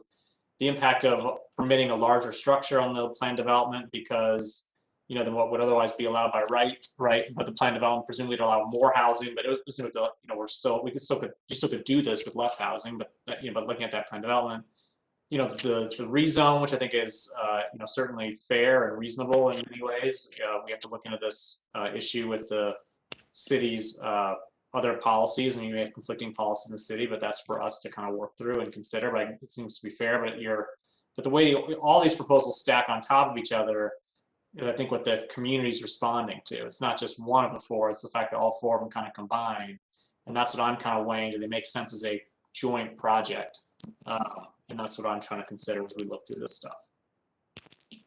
Commissioners, does anyone else have any comments or questions? I have a question for staff and also a comment after. Have we had in Salt Lake a similar project, that has this type of a setup, the rooming house, I guess, and requesting these types of similar exemptions? Have we had anything like that before? The closest project that we've had is actually a building that's in Sugar House that's owned by Westminster. That's right on 1300 East, which was also approved as a rooming house. Gotcha. So it's, I assume because it is Westminster's project, it was probably for students, kind of like a dorm, I guess, style setup, I guess. Yeah, exactly. Okay, thank you. So yeah, I'm not really sold. I mean, I definitely appreciate the applicant's proposal. It seems, that he truly put some thought into bringing something to the table that can help with costs and everything going on right now. But the idea of a large dorm, essentially, amongst residential houses, etc., I'm not quite sold on that myself, in my own opinion, of course. I would like to know what other commissioners think as well. Maybe some ideas that I can draw from. Thanks, Andres. Actually, I'm not sold either. I do like the idea of a rooming house development like this, but I think the idea of the interior of the block being protected is actually, it's a really kind of subtle reference to Salt Lake City's history, where the interior of all of these blocks had very small houses on very small streets at one time, and many of them are still there. And I think that that's one area that I'm not happy about just throwing away without further study. And also, I'm not very happy about the setback limitations. And I'm also not that thrilled with the idea that the building on 700 East will not have a kind of frontage or a kind of pedestrian activity, but will actually, in fact, be, just for the tenants. So we can't even have a coffee shop in there. So I think altogether, this project simply just doesn't quite, it is not something I would be willing to go with. Go ahead. Amy, I've already taken plenty of time. Go ahead. I just wanted to maybe bring it back to the questions before us. When we look at a rezone, for me, I do look at, does this zone make sense in the area, and what are the policies? Matt alluded to that before. We have conflicting points in the policies, and so then it is up to us individually to kind of navigate if this zone is appropriate and makes sense. I do not consider at all the state of the properties, the argument that they're in disrepair is irrelevant to really, how we make that decision about a rezone.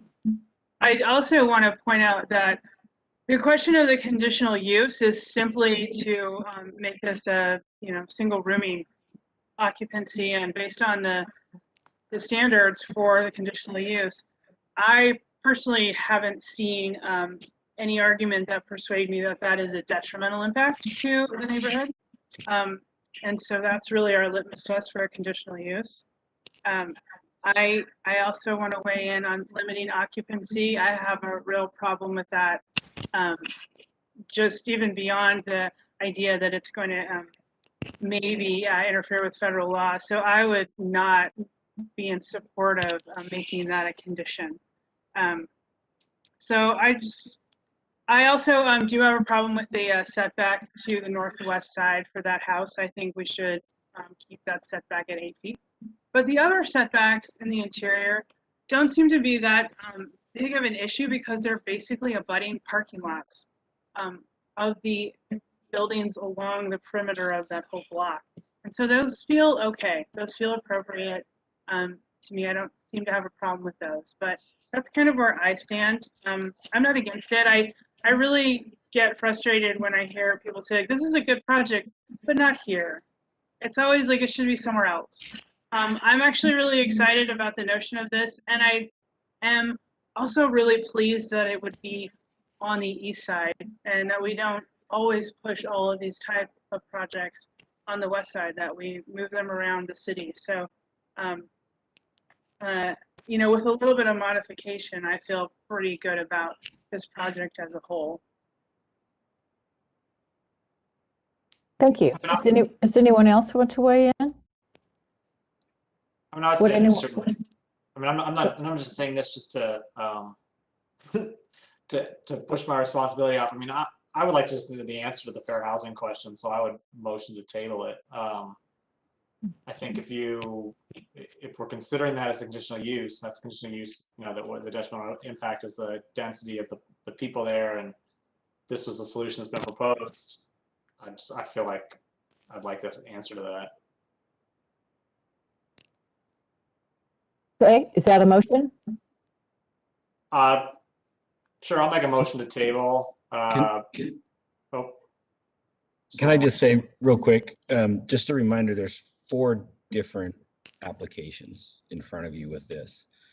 And so it sounds like there's some questions about the condition related to the conditional use, but if it might be the different pieces through. It might be advantageous for the Planning Commission to consider each application in separate motions. So one is it appropriate to amend the master plan as first? If the Planning Commission recommends that, or finds that that's appropriate, makes a recommendation to the City Council to support that, then move on to the zoning. If you don't support updating the master plan, that's kind of signaling that you also don't support the zoning change, which basically at that point, the other 2 items become moot essentially because they couldn't go through until the City Council made a decision. And so you could table those other 2 applications, the administrative applications, until sometime in the future until we have a decision from the City Council. So Matt, can I suggest that you go ahead and motion to table those 2 administrative Yeah, I mean, if we're gonna separate it, I'm gonna do that. I'm probably supportive of the master plan, the zoning amendment. If you want me to make a motion to that, but no, I want you to make a motion to table the other 2. I'd like to make a motion to table plan development PLN PCM 2021-0045. I guess pending City Council approval of the master plan and zoning amendment, and a motion to table conditional use PLN PCM 2021-0046 until additional clarity on the Fair Housing Act can be supplied. Thank you. I have a motion. Do I have a second? I'll second. Thank you. A motion from Matt and a second from John to table 2 portions of this application. So Maureen? Yes. Amy? No. John? Yes. Matt? Yes. Andres? I'll vote yes. Crystal? Yes. Thank you. That motion passes, so we will table that part of the work now and take up for the moment the master plan amendment and the zoning. As I've already stated, I'm not in favor of the master plan amendment, primarily because I am in favor of retaining the character of those inner blocks. I think that 50 or 100 years from now, we will be so regretful that we let go of this particular one, that this particular part of the legacy of the whole East Capitol, of the whole community, of this whole community that has this as a very long and historic pattern. And that's why those were deliberately designed that way, planned that way. So, but we can go ahead and put these to a motion if you would like at this point. I agree with you. Thank you. So I think that's hard because there's no guarantee that these buildings will, they could just be demolished and then much larger homes be placed on there to make it economically feasible for the property owner. So what are we really preserving? I'm not against it, but I don't think we'll achieve I think we're preserving, of getting really small houses that are deeply affordable. We won't really see that. no, we won't, we definitely won't see affordable. It's true. That's absolutely true. No matter what happens, if those things are renovated, they're going to be very expensive when they're finished being renovated. I think for our I mean, again, my last meeting, but for our language as a body, we need to start thinking of affordable as what HUD defines affordable and not what a developer or someone else feels is affordable. I mean, while I do feel like $800 a month is better, it's not led by definition of any sort of sense. It's led by what people think. And so I think we as a body should get better at, stronger at pushing back on what that term is. It is a market rate that is less expensive than a studio apartment, which is great, and that's great. But we need to distinguish those. I completely agree. And I think, you know, when you add up $870 a month times 4 people, that's $3,500 a month for a 4-bedroom apartment. So essentially, so that's really, I don't think in anybody's book affordable. In my deal, I guess, I'd probably support the master plan and zoning amendments for the need for more housing. We've got to densify neighborhoods and upscale, and I get in this block, given the small number of lots that are still remaining, I can see it makes sense. I can see the need to protect the interior blocks, and that it's a unique housing pattern. But we do need to increase density, and so I probably support the density increase in the plan. That policy would guide my thinking. Would anyone like to make a motion, please? So we can go ahead and adjudicate this one. Either send it up to City Council for a vote. Well, go ahead. Go ahead, Matt. I'll do it. All right. So based on the information in the staff report and the information presented and the input received in a public hearing, move the Planning Commission approve the request for the Master Plan Amendment PLN PCM 2021-47 and the Zoning Map Amendment PLN PCM 2021-48 for a positive recommendation to the City Council. Sorry, can I just interrupt? We already took action with respect to the conditional use in the plan development, so that can language might not be the best to use. The remaining issues are recommendations to the City Council regarding the master plan and the zoning. I think that, excuse me, Ms. Vickery, I think that's exactly what he did do. Yeah, Oh, okay, maybe I misheard Yeah. that. I apologize. I stumbled and said approved instead of forward to favorable, and then I Right. redid it. Okay, maybe that was what threw me off. All Thanks. gets me all Okay, sorts of good. leniency at messing up after 8 years. Okay, thank you all. Thanks. Sorry. Okay, so we have a motion to forward an approval on the master plan, the master plan amendment and the zoning map amendment. A favorable recommendation. Favorable recommendation. Do I have a second for that motion? I'll second. Who was the second? I'm sorry. Amy? Okay. Amy. Yes. Okay, let's run through it. Maureen? Yes. Amy? Yes. John? Yes. Matt? Yes. Andres? I'll vote no. Crystal? No. We have 4-2. I believe that is okay, is a quorum. Yes, it would have to be 3-2. Okay, the motion passes. Thank you all. Thank you all very much for your attention, and thank you for the public for your attention on this issue.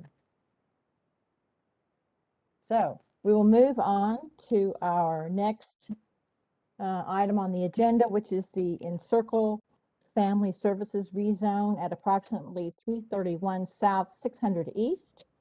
Case number PLN PCM 2021-00268, and staff is Caitlin Tubbs. Thank you very much for that introduction, Madam Chair. If someone could please pass me the presentation privileges so I can pull up our slides.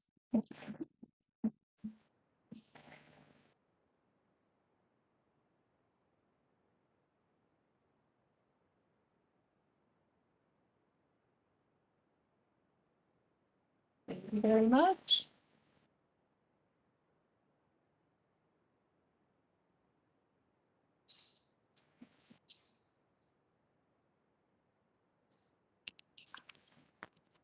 This is a request by the Encircle Family Needs Services Center located at approximately 331 South 600 East.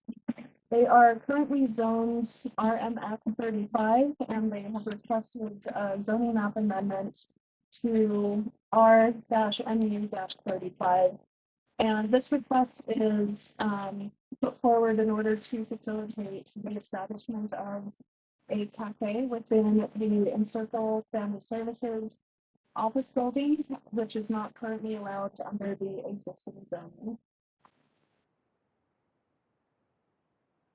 Just for the Planning Commission's information, this is the subject property here outlined in yellow on the vicinity zoning map. And that is one parcel that is approximately 0.22 acres in size. I've gone through the zoning map amendments approval standards in the staff report, and staff has found that the request does meet those standards of approval and is recommending that the Planning Commission forward a positive recommendation to the City Council. And staff particularly finds this is a good implementation of the adopted master plans in the area, because it would facilitate an additional buffer between the residential uses to the north of the site, as well as the heavy commercial and high traffic areas to the south of the site. For the public process, we did send out an early notification to the property owners, as well as a letter to the recognized community organizations in the area. Staff did not receive any request from the East Central Community Council or the Central City Community Council to bring this item to one of their meetings. And staff has only received one email from a resident, and he was in favor of this request. that should have been uploaded to your Dropbox and included in your staff report. So just to reiterate, staff is recommending that the Planning Commission make a positive recommendation of this zoning map amendment request to the City Council. And that is the presentation that I have for you today. I don't know if you have any questions for me. I'm happy to take those, or I can turn the time over to our applicant. Thank you, Caitlin. Does anybody have any questions for Caitlin?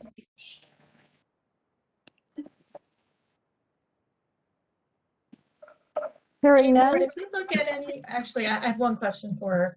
Did you look at height limits in the two different zones? I realize it's an existing building, but it may not be forever. Correct. The height limitations in the existing zones was not studied in the staff report. However, as you pointed out, it is an existing building, and the building is in fact owned by the office that occupies it, and they do not have any plans to relocate at this time. I can definitely take a look at our ordinances and let you know if there are height differences that you'd like me to.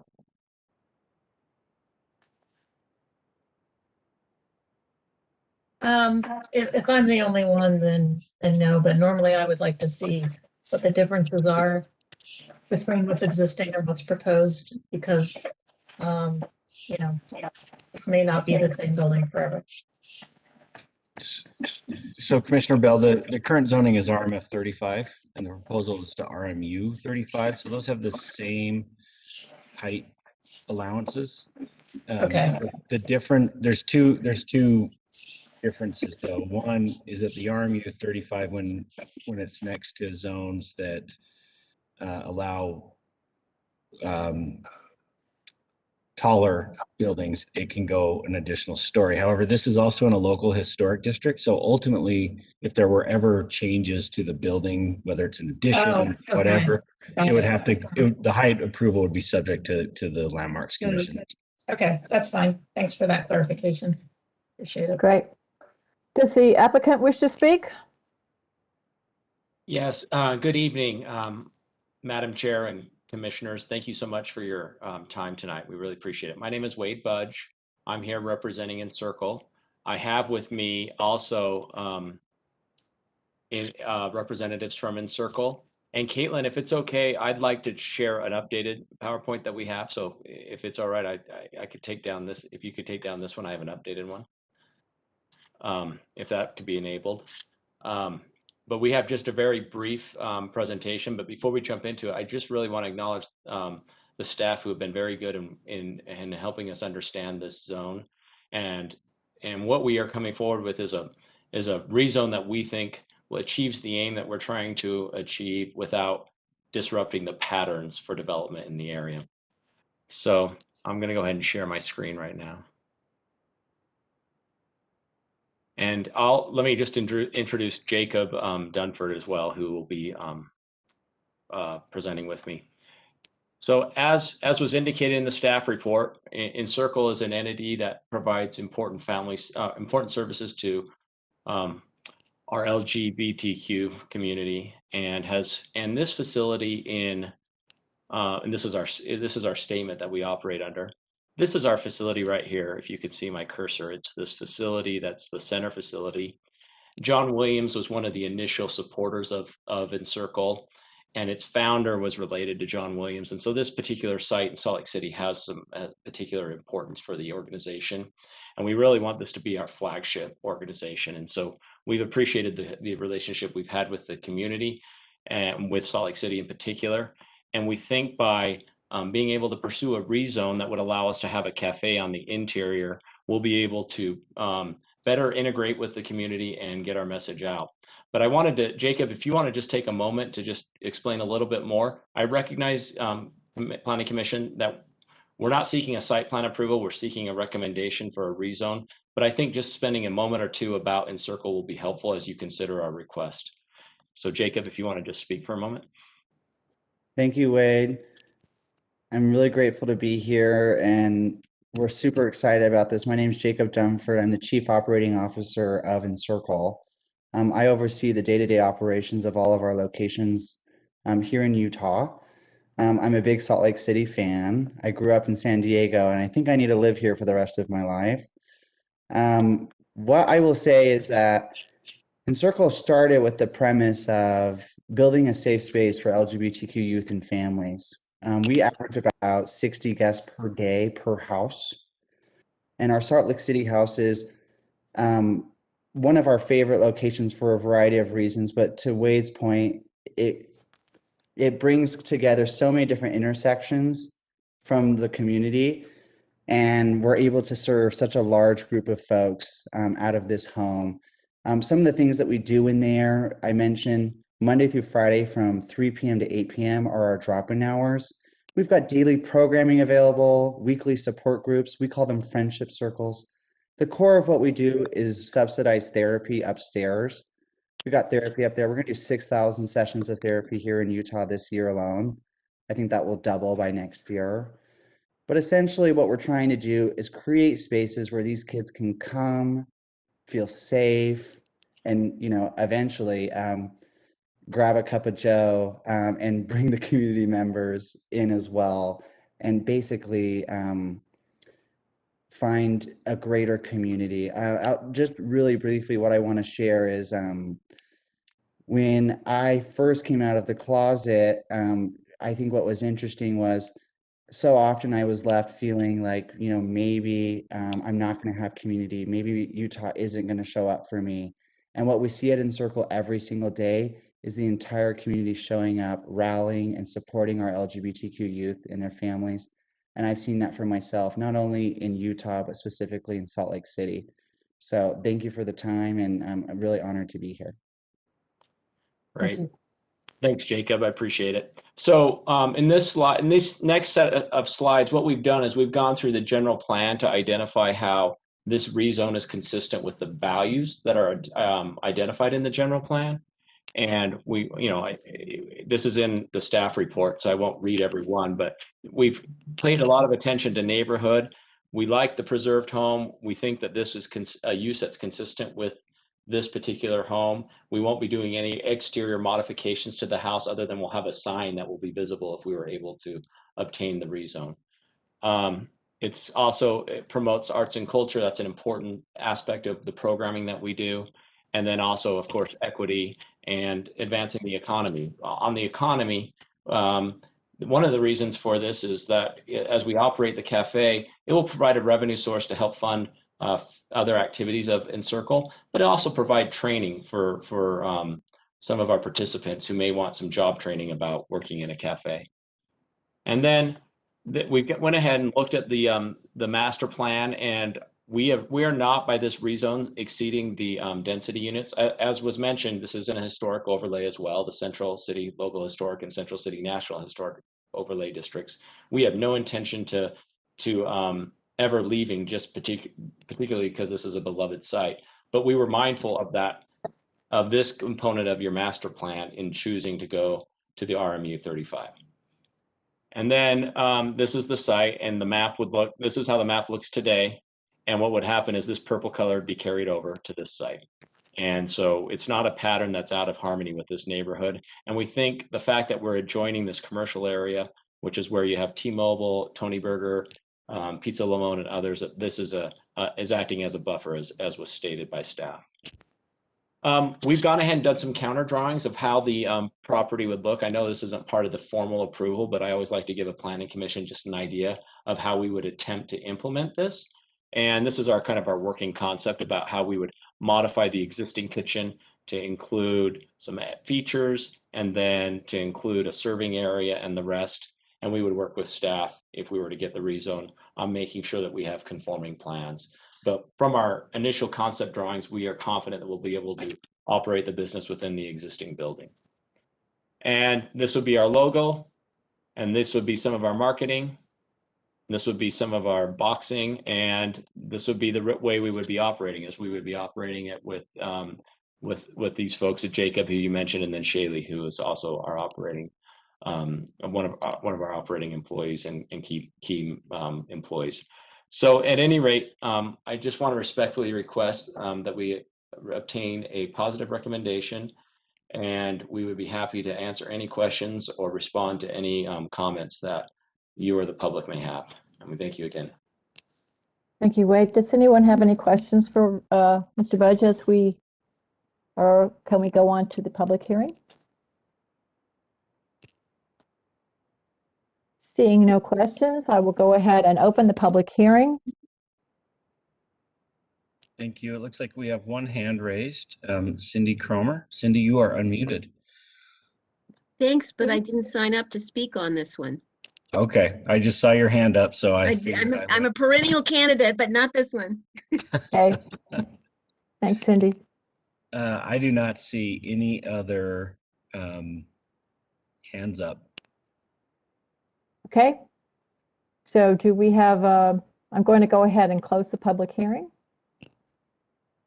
and bring it back to the Planning Commission for a motion. Madam Chair, if there's no other comments from commissioners, I'm ready to make a motion. Please go ahead. I'm sorry, commissioners, is there anyone who would like to weigh in on this? Okay, go ahead. Based on the information in the staff report, the information presented, and the input received during the public hearing, I move that the Planning Commission forward a positive recommendation to the City Council for the requested zoning map amendment from RMF 35 to RMU 35 for 0.22 acres, approximately 331 South, 600 East. And this is for PLN HLC 22. Is that right? That's what the motion sheet says, but I don't think that's right. So let me get back to the staff. It could be because it is a landmarked area. So this is for Encircle Zoning Map Amendment PLN PCM 2021-00268. Thank you. I think that is correct. Do I have a second? I'll second.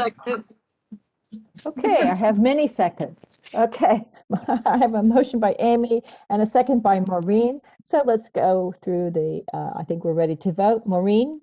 Yes. Amy? Yes. Adrian? Yes. John? Yes. Matt? Yes. Andres? Yeah, I don't see any major structural changes, so yes. Crystal? Crystal? Yeah. Wrong button. Hello. Yes. Okay, thank you. Okay, the motion passes 7-0, and thank you all very much.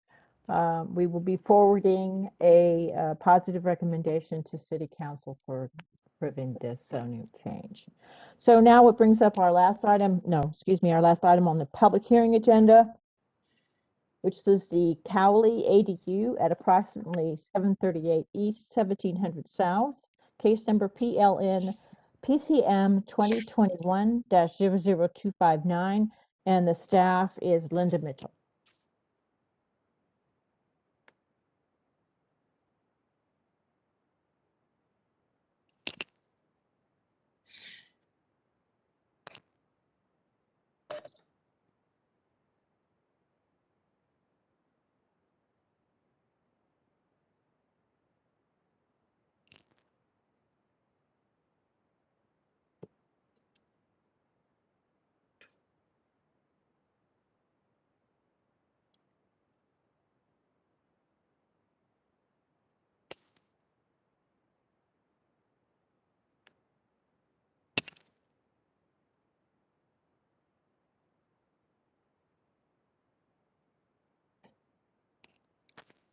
Hey, Linda, I unmuted you if you're having issues on your end. Yeah. Okay, we can hear you now, Linda. Go ahead. Perfect. You can see my screen. So this is a conditional use approval for the conversion of the existing loft space above the detached two-car garage at 738 East, 1700 South. Here's a photo of that existing detached structure. Surrounding properties are all single-family zones, and I do want to let you know that the loft space was added on in 2000. A little bit about the proposal.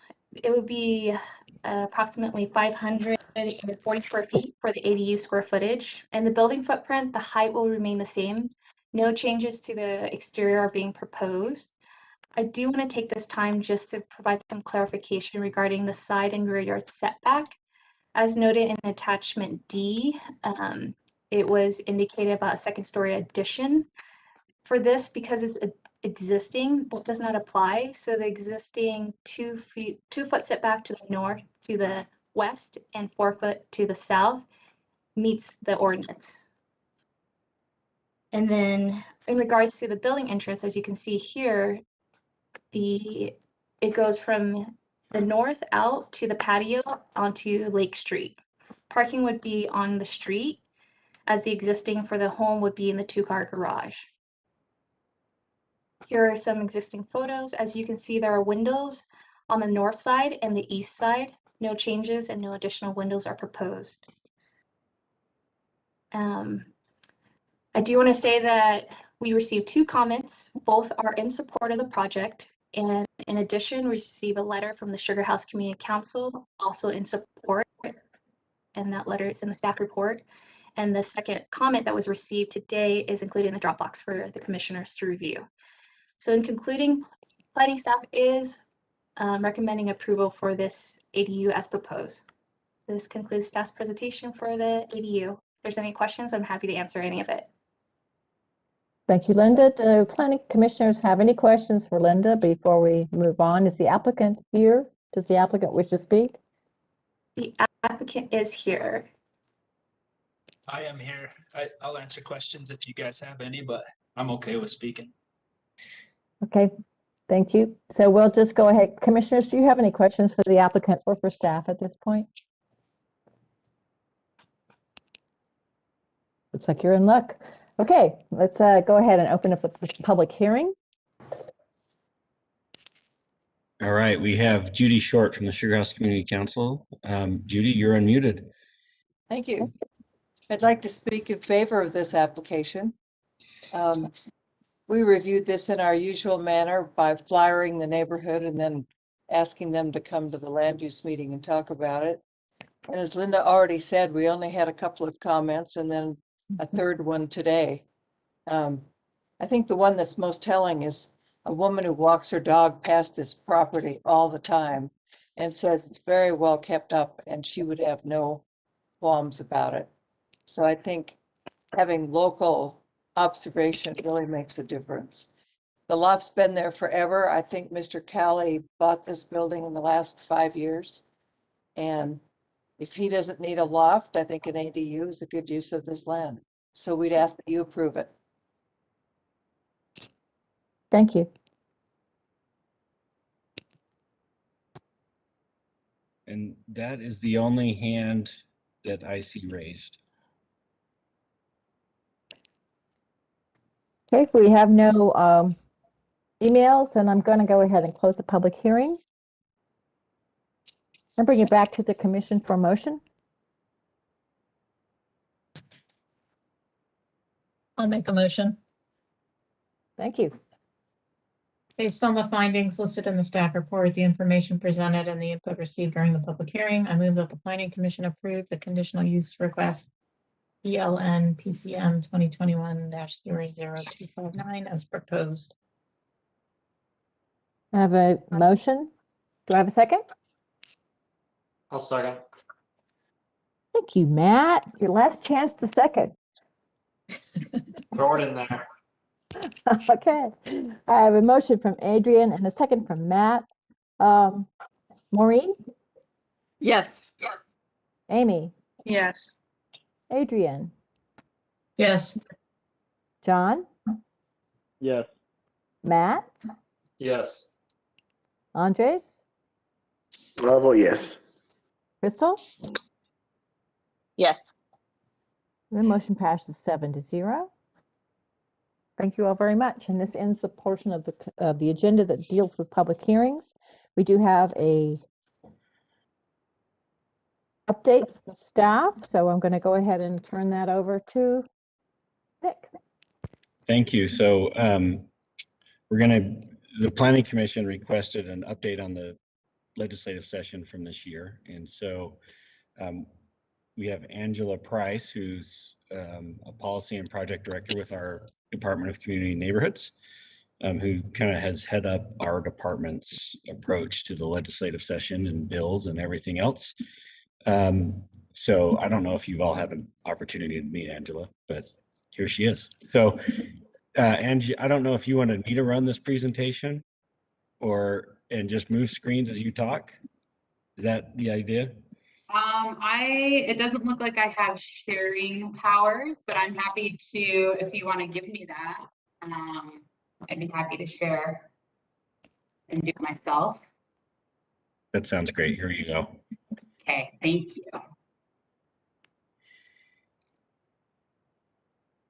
Does that work? I think so, yeah. See here. 1 second. Are you guys able to see that? We are. Okay, and you can see just the one slide? Yep. Okay, perfect. Well, thank you guys so much for allowing me some time on your agenda this evening. It's been really interesting to listen to your meeting tonight, and I'm a planner at heart and a planner by trade, a grad from the EU's master program, and so I'll be honest, I actually miss planning commission meetings, so maybe I need to pop into these a little bit more and haggle Nick and everybody. So again, thank you so much for allowing me some time on your agenda this evening to talk about a few of the bills that we tracked within community neighborhoods and that are specific to land use. I just want to kind of start off by saying that I know I tell Nick this often, but Nick is quite a superstar as far as legislative stuff goes. And so I'm always incredibly grateful for his insight and his experience and his knowledge. And he certainly is viewed among many of us in the legislative realm as one of the experts. So we're really fortunate to have him here in Salt Lake as the planning director. So thanks, Nick, for always responding to my emails and texts in the middle of the night on legislative issues. Before I get into the 2021 session, I just want to kind of tee up some of the stuff that is coming this year. And I'll say this, that I actually had a lunch with Will Summercorn, and maybe some of you guys that have been around for a while know his name. He used to work for the city, and he's been doing legislative work for about 40 years. And we were talking about this legislative session, and we both agree, and I'm much younger than Wilf, but that this was one of the hardest land use sessions, really kind of in the history of the legislature.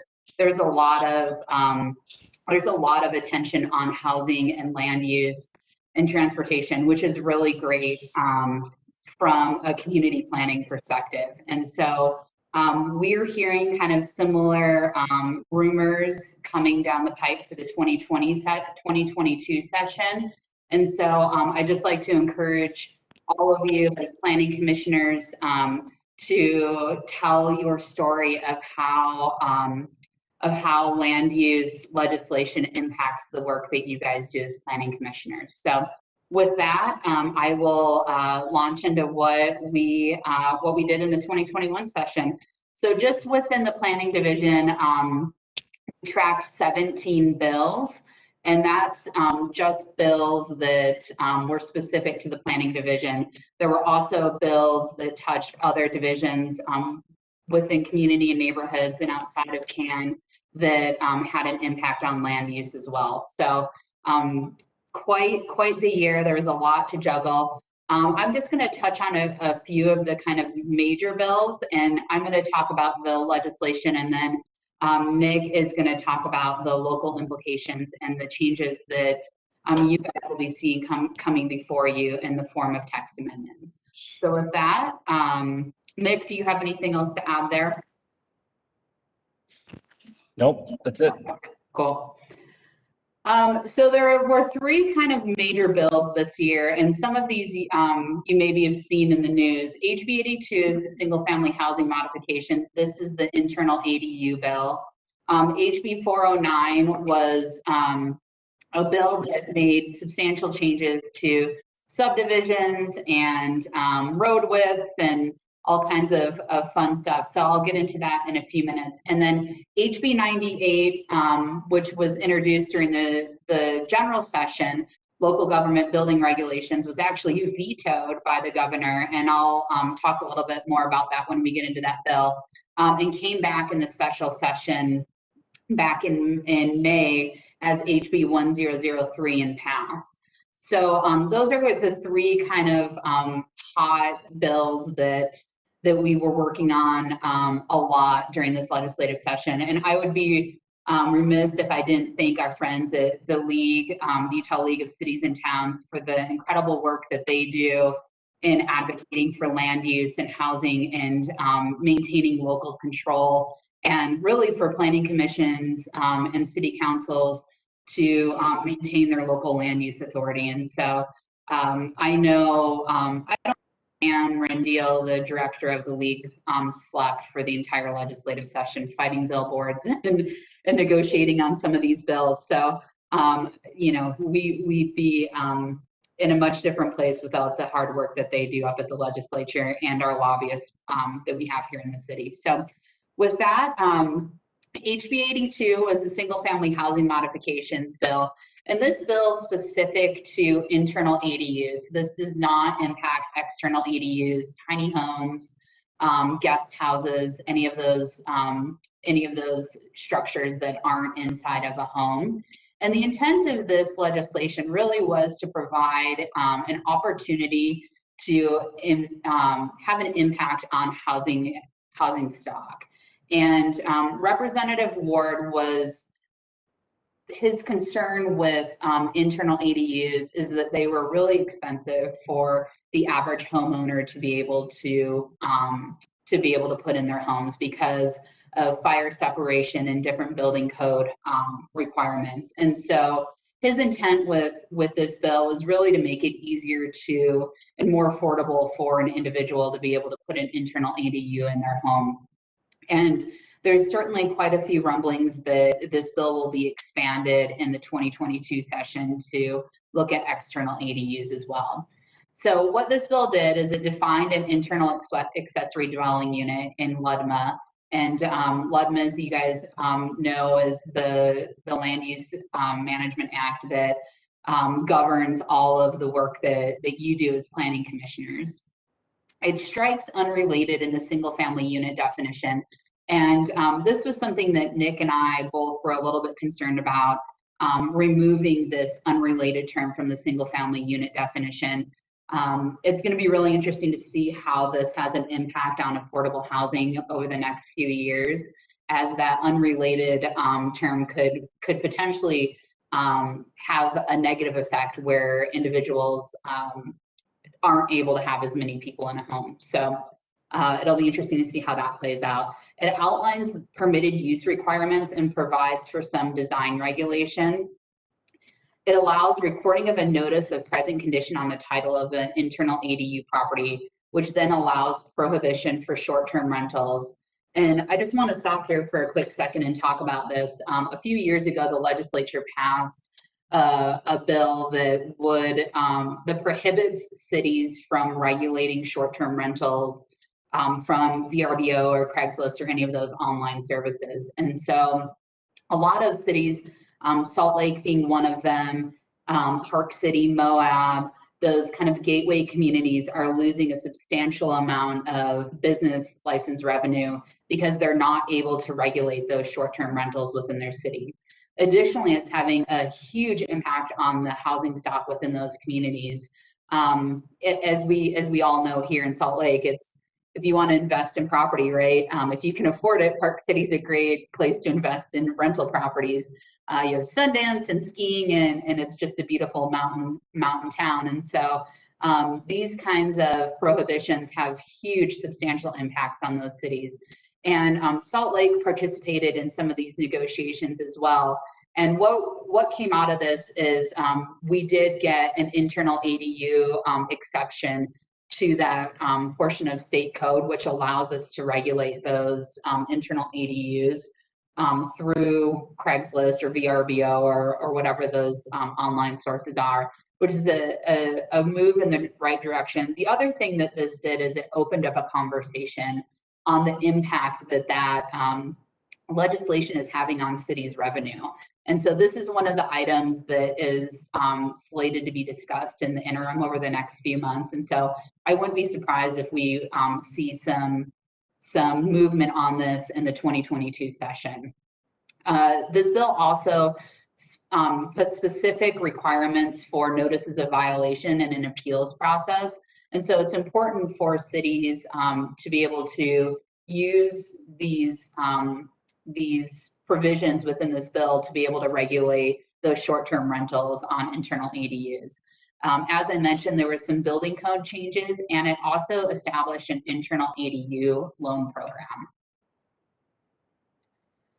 So what this bill did is it made internal ADUs a permitted use in every city and every zone throughout the state, or I'm sorry, every primarily residential zone throughout the state. It also prohibits certain things like minimum size of the internal ADU, lot area, frontage requirements. And then it also prohibits HOAs from not allowing internal ADUs.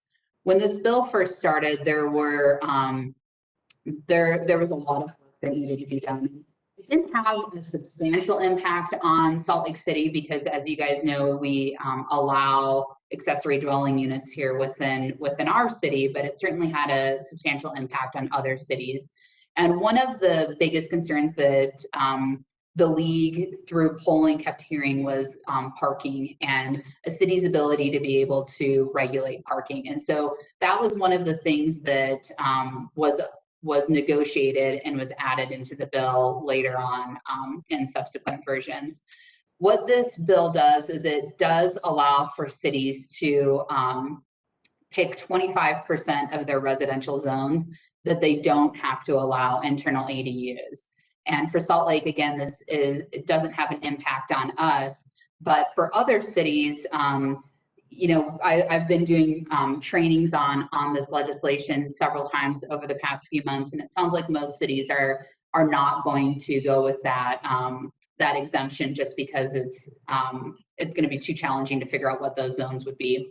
The one thing that it does allow is if a city would want to require or prohibit internal ADUs on lots under 6,000 square feet. It also has a whole host of design standards that you can and can't regulate. And we can talk more about that if you guys want to dig into that a little bit more. And then it has a short-term rental prohibition if the property is recorded as an internal ADU, and it allows you to require a business license. So from a legislative perspective, and I'll have Nick chime in here in a second on what he'll be bringing before the Planning Commission on this bill. But essentially, if you were going to, May 5th was when the bill went into effect. So you have to change your single family definition within your code.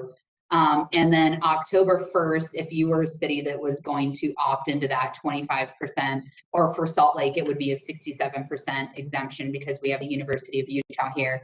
You need to have that done by October 1st. There are some administrative review things with this bill, specifically looking at the building code changes and making sure that that our building department is aware of, you know, that there's no longer separate metering allowed. The fire separation has changed, window egress has changed, and utility metering has changed with this bill.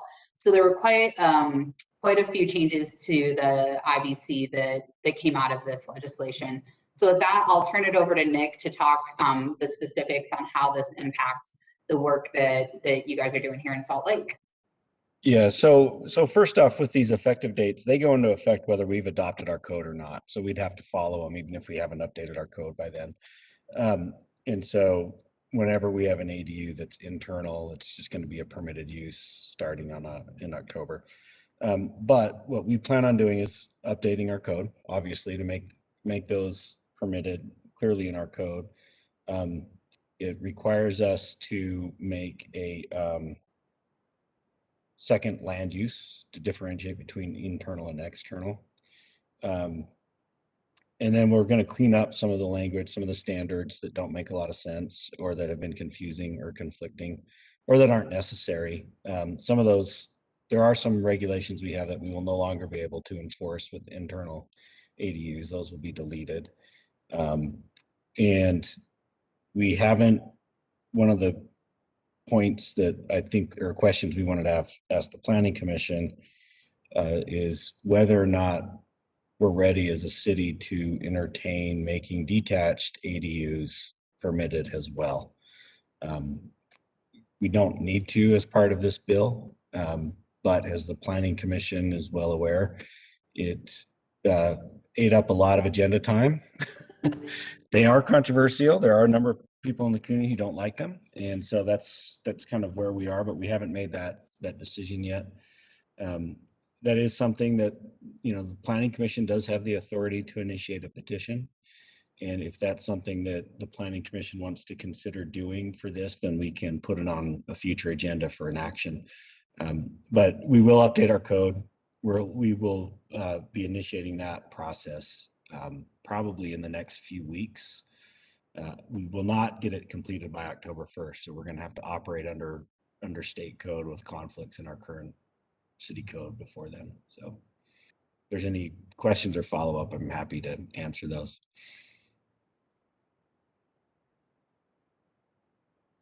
Does that mean that we will not be looking at any internal conditional uses for for internal ADUs? Starting on October 1st, correct. We've already had, so ADU numbers are down pretty much, pretty considerable this year. We haven't had a lot of applications, but we have had a number of people inquire about internal. And so at this point, just given our processes and timings and how many things we have in the queue pending Planning Commission, we're telling people that there really doesn't make a lot of sense for you to submit a conditional use application right now, because in 3 months, you're going to be permitted. And so, or 4 months. And so that's kind of where we are. Good, thanks. Hey, Ange, I don't know if you have something else open on your screen, but there's and maybe it's just me, but I have a big gray square over your presentation. It's not just you. Okay, there you go. It's gone. You don't want the big green? That's it. Drop the mic. We're done. Okay, thanks, Nick, for that. Moving on to HB 98. Can you guys see that okay? Yeah? Now we have the big gray box again. No, big gray box. Okay, there we go. Good? Perfect. Thank you, guys. Sorry about that.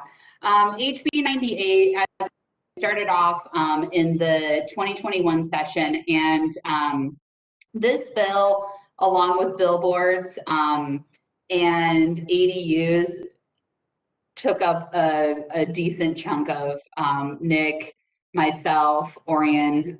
We worked on these bills a lot during the legislative session, and this is much better than it was when it originally started, so that's good. It's good that we made some progress on it, but it will have some pretty substantial impacts on our historic districts that Nick can talk a little bit about.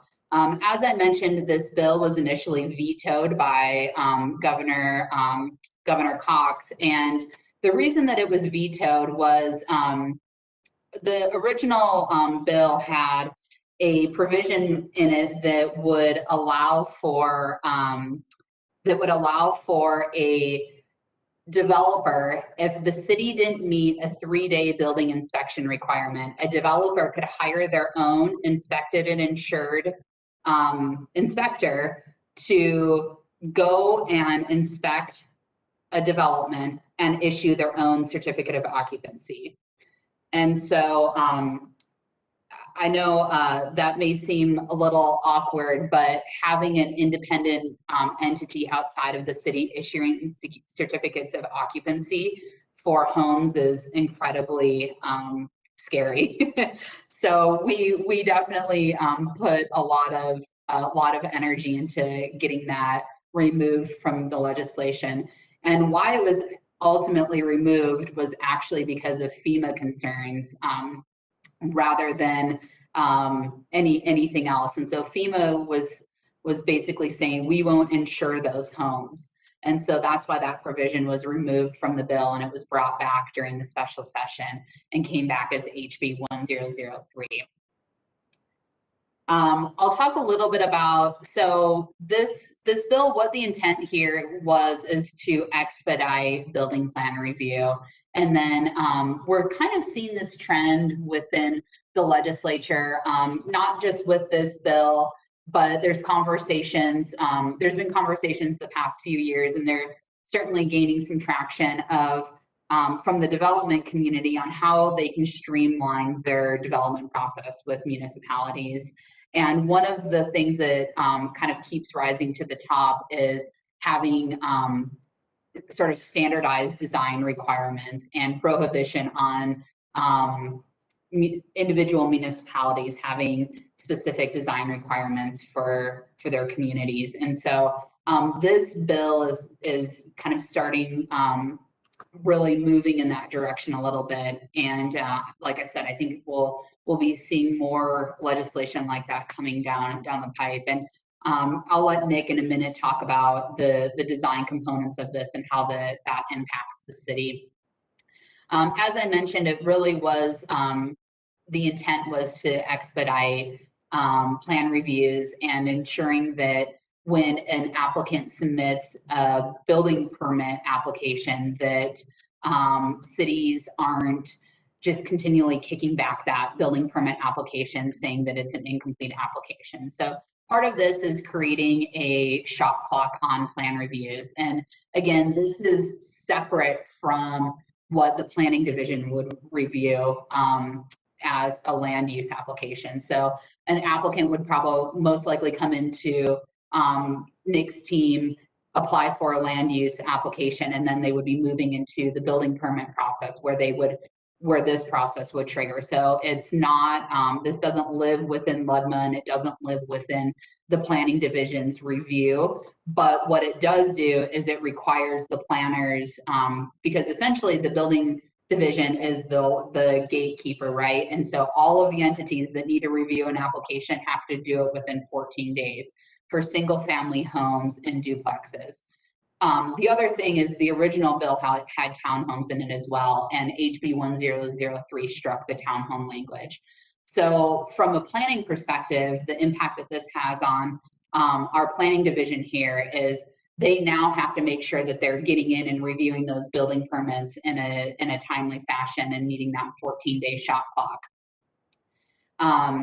It also added some requirements on redlining and resubmission of plans, which again made us very nervous as a city that we can't require a set of, we can't ask for red lines.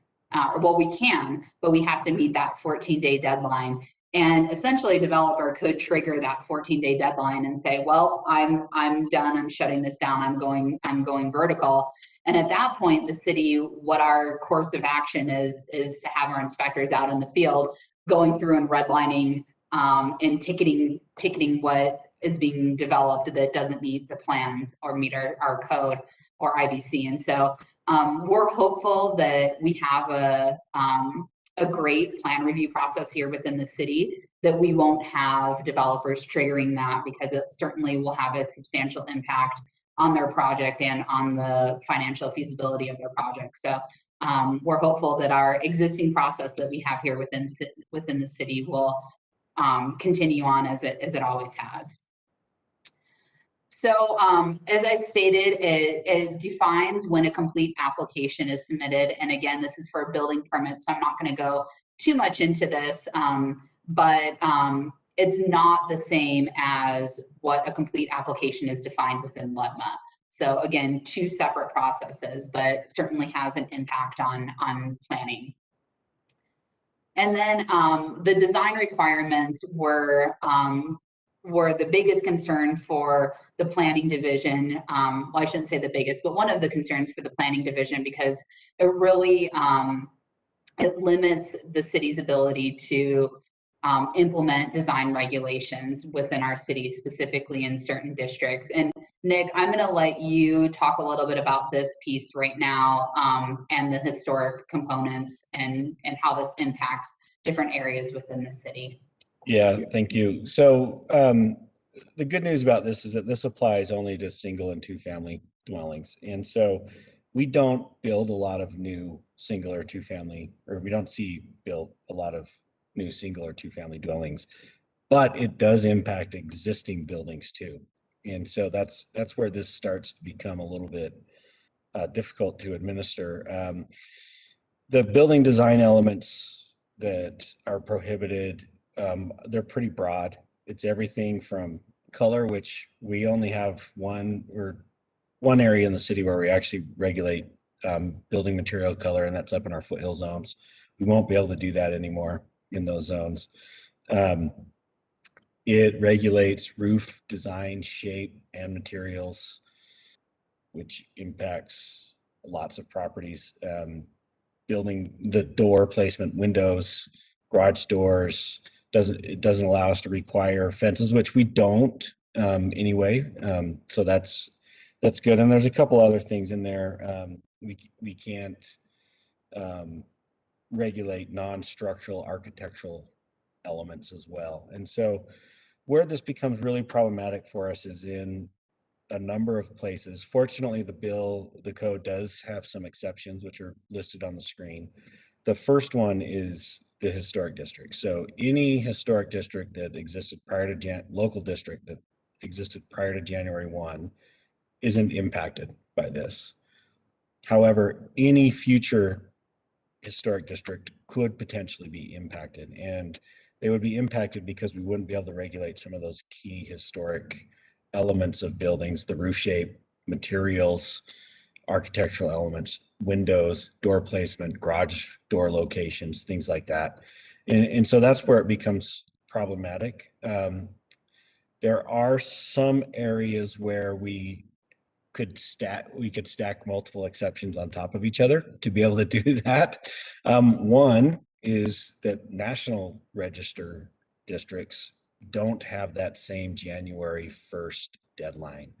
And so we can actually, if the city chose, this is pretty problematic, and I know our State Historic Preservation Office has some issues with this, but suddenly using federal designations to determine how local regulations apply could be problematic. But the city would have the ability to do that. Now, most of the National Register districts in Salt Lake City would also fit within one of the exceptions that is lower on this list, the residential areas developed before 1950. So we would have that to fall back on as an exception first and foremost. But where it becomes problematic is that we have a number of zones that are not primarily zoned residential, mixed use zones, et cetera, that include single family and two family dwellings that are in areas that are could be designated as historic. And it impacts our ability, or the community's ability, to designate neighborhoods, particularly on the west side, that have already been surveyed, some of which that are on the National Register, some of which that are probably worthy of being on the national or a local register. We wouldn't be able to apply the same regulations to. And so that's an issue. And we also have some neighborhoods that are going to be coming of age that maybe after 1950, so they wouldn't fit that exemption for residential areas. And so it creates some issues with how we do that. It also, I mentioned earlier, mixed use districts and those districts that are not primarily residential don't qualify for that residential exemption. And so we do have some single family homes, for example, in the Ballpark neighborhood, in Central Ninth, some other areas that are zoned something else that allow single family, but we can no longer regulate some of those things that we have before. And so particularly in those mixed use walkable areas, or areas where we're trying to create walkability, residential structures can single and two family buildings can certainly play a role in determining walkability, but we for example, if somebody wanted to put a garage, have their front facade be a garage, we couldn't stop that in those areas. And so that's problematic. Getting back to the foothill zones, and I have a couple of maps that when Angela's done sharing her screen, we can circle back so you can kind of see the historic development patterns by decade in Salt Lake. So you can see where we're going to run into issues with this. But in the foothill zones, a lot of the regulations are designed to have new buildings blend in with the surrounding environment and the more natural features in the foothills. A lot of those regulations deal with building color, reflectivity, windows, things like that, building materials, so that they're not, I said reflectivity, but that they're more natural in character. We can no longer regulate that. And so those are areas that don't fit any of these exemptions for those things. And so we will be doing some code modifications to address that, and address some other things. One of the things that I think is going to be kind of an unintended consequence of this bill is that I do think that cities are going to push more things through plan developments and other negotiated types of approvals so that they can continue to address some of the things that the building design elements that we can't regulate right now.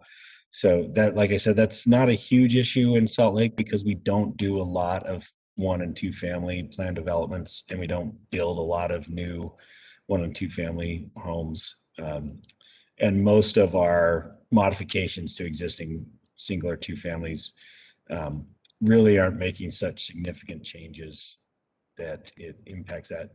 It could potentially, if people were demolishing and replacing homes, which is most of our new single family homes, depending on where they are in the city, we may not be able to apply some of those regulations. And so we can still do things like building height and setbacks and all of that stuff, but we can't get into a finer detail to address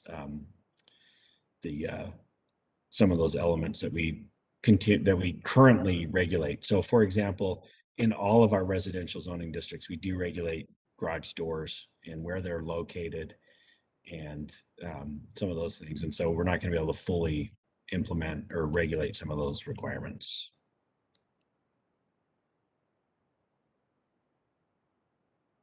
The other thing that our big concern really is on those edges of areas where there may be some question as whether they've been developed before 1950 or after 1950. That's going to require a lot more administrative research to figure out on a case-by-case basis where somebody fits or where a property fits. It's pretty clear if it's in a neighborhood that was built in 1980, they're probably not going to have any sort of, we're not going to have any ability to apply those regulations. It's really those areas right around 1950. And so to give you an idea, just before Angela stops sharing it on her screen, that includes basically areas west of the Jordan River. So western Glendale, western portions of Poplar Grove, western portions of Jordan Meadows. It includes the upper East Capitol area, upper avenues, upper Federal Heights, most of the East Bench, east of 1900 East. And I already mentioned some of the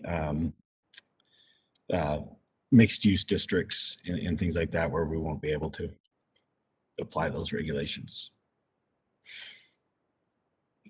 Oh, and the other piece of that, one of the reasons why it's problematic is we don't differentiate between zoning districts. So we have some zoning districts in those areas I just listed, but some of them also in areas that wouldn't, where we could apply those. And so it's not as easy as just removing those from the code. And so because it's, for example, we have, an R1 5000 zone that may be built in 1970, but we also have a bunch of them that were built pre-1950, and we don't want to jeopardize those areas by striking out some of these regulations from the code. And so we have to figure out administrative rules on how to apply those types of things, which is somewhat challenging for sure, and eating up a lot of our time, and probably will do more as time goes by. So that's it, Ange. Thanks, Nick. I'll say too that Michaela did an amazing job testifying on this bill in committee and really speaking to the equity issues specifically that Nick was just alluding to on the west side and some of those districts within Rose Park that haven't been able to go through the actual historic designation process for a whole host of reasons, financial, time, and whatnot. And so we certainly were concerned both, within the planning division and but the city council and the mayor were also concerned about the inequities, again, that this bill has on our residents on the west side of Salt Lake City and their ability to be able to have their neighborhoods and their communities preserved. And so we worked really hard to get that historic language changed so that it wouldn't have that impact, but unfortunately it did. And I think Nick touches on a really good point that we've had a lot of conversations in. As I said, I've been doing this training with the league. Sorry, I just heard a loud bang of a kid in the background, so hopefully no bones are broken there. But what we're worried about is going to happen is that cities are just going to start using plan unit developments or development agreements to just build all housing, right? And especially when we start seeing these prohibitions on design regulations, then it's just going through those development agreements. And in my previous life, I was the planning director in Taylorsville, and development agreements certainly have their place, but they're a lot of work as well for planning division, and that kind of eats up your time of processing a land use application that takes a considerable chunk of time rather than being able to be proactive and actually doing the other planning work within our communities. And so again, I think this is going to be really interesting to see how this plays out. And this bill was, the intent was really to have an impact on affordable housing. And so one of the really great things that we have is, we've had several housing bills over the past couple of sessions where we can start kind of tracking the impact that these bills are actually having on affordable housing and quantify, right, what these policies are doing and the impact that they're having. And so I think it'll be interesting to see how, again, these bills actually play out within our communities. Nick, did you have something to add? Yeah, I was just going to add on that too, is that, I mean, we know that the missing piece of the discussion on whether or not this impacts housing affordability was the market. And while some of these things may reduce the actual cost of building, the market's still going to dictate what that selling price is. And if it saves, $10, $20, $30,000, it's not like that new home is going to be $10, $20, or $30,000 cheaper if the market's still producing that same rate. And so that's the benefit of data, because I think everybody would be shocked if there's any evidence that links this bill to decreased housing costs for consumers. And I think that's just the reality. It's not gonna move that needle at all.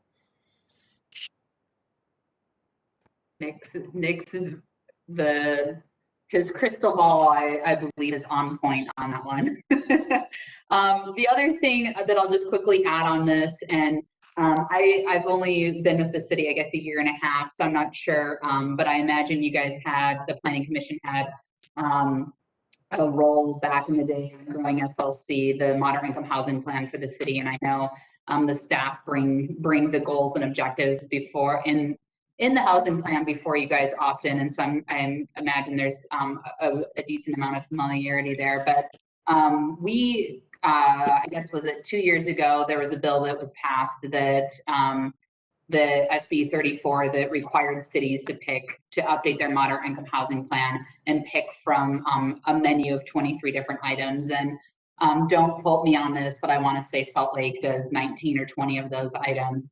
But what this bill also does is one of the menu items was removing some of these residential design standards from your code to allow again for that expedited development. And so if that's a menu item that you choose as a city, and you either, for Salt Lake, we have to have 4 menu items, you can no longer have that as one of your 4. So that doesn't have an impact on us, but again, speaking to that bigger context of what we're seeing within the legislature that I mentioned earlier of reducing those design standards. Let's see here. Nick, I think, kind of alluded to some of the ordinance changes that you guys will be seeing coming before you here in the next few months. And again, this was effective May 28th. The legislative action will, of course, be making some changes to our zoning ordinances to comply, and then some administrative actions to just ensure that our building department is following these regulations. And our building department has been just amazing. Our building division has been just really amazing and a pivotal player in the negotiations on this bill as well. So Nick, do you have anything else to add on this one? Okay. I'm not going to get too in the weeds on this, and I want to, I know it's already getting late, but just kind of flag a few things that were in HB 409, specifically because I'm speaking to the Planning Commission, and you guys will now be required to have a 4-hour annual training requirement. We can get into that a little bit more in a second, and Nick can talk about what that will look like for you guys. It added some provisions on development agreements to LUDMA. It defines substantial evidence for land use decisions.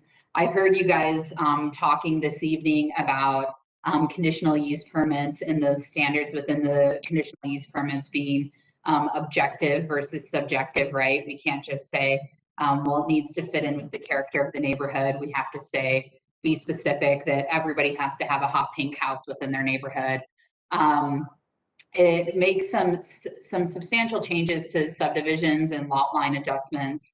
And it clarifies that a legislative land use law appeal is not subject to an appeal authority. And then it adds a new section to LUDMA on infrastructure improvements involving roadways. So Nick, I'll let you chime in here in a quick second on Planning Commission, but essentially planning commissioners now have to have 4 hours of land use training. And this was negotiated, I believe when we started these negotiations, we were at 12 and we got down to 4. One of those hours can be just you guys attending 12 PC meetings within a calendar year. And then one will be the general powers and duties of LUDMA. So many of you maybe have attended the league's luau trainings. And then there's all sorts of other opportunities, you know, Envision Utah or Wasatch Front Regional Council, or, you know, historic preservation meetings, or those different things that you can use to get those 4 hours. And Nick, I'll let you pop in here real quick and talk about how you guys are going to manage this with the Planning Commission. Well, you guys are already, after this, you'll be 2 hours in. So just show up 12 times and you've got your third. But we will, as our agendas allow, we'll try to address this on agendas time, so people don't need to do it outside of regular commission meetings. But we also offer up attendance at local conferences, whether it's the Utah EPA conference or the Utah Land Use Institute, or other things where these things can be acquired. So we'll continue to do that and make it as easy as possible for the commissioners to get their 4 hours of training in. Thanks, Nick. I'm going to kind of breeze through this fairly quickly for you guys. Nick, just chime in if you want to add anything specific on any of these sections on how this impacts your code or any of your hot takes. So one of the things that this bill does is it defines development agreements, and basically it states that a municipality has to go through a legislative process. So development agreements, and I'm not sure how many of these go through Salt Lake City, but we did quite a few in Taylorsville. And essentially it creates its own zone, right, within the land use code. And so what this bill is doing is saying that you have to go through a legislative process and a public hearing if you're doing a development agreement. Nick, you have anything to add there? Yeah, we generally don't do too many of these. Most of them happen with zoning changes once they get to the city council, and the city council wants to add some specifics that aren't otherwise addressed in the code. That's typically where it happens. And I don't envision that we will go towards having more development agreements. So Nick, would this impact the kinds of development agreements that we had in the inland port, that the RDA did on the inland port? No, because those are already in existence. And I know that, but if we were to approach something like that again, would it impact it? That's a good question, because what those at least from a zoning perspective, what those development agreements did is that they locked them into the current zoning. Yeah. And so that really wouldn't be a conflict with that. So that'd be a good question, is whether something like that would be just an administrative approvable development agreement and have to go to the council or not. I don't know the answer to that. Okay.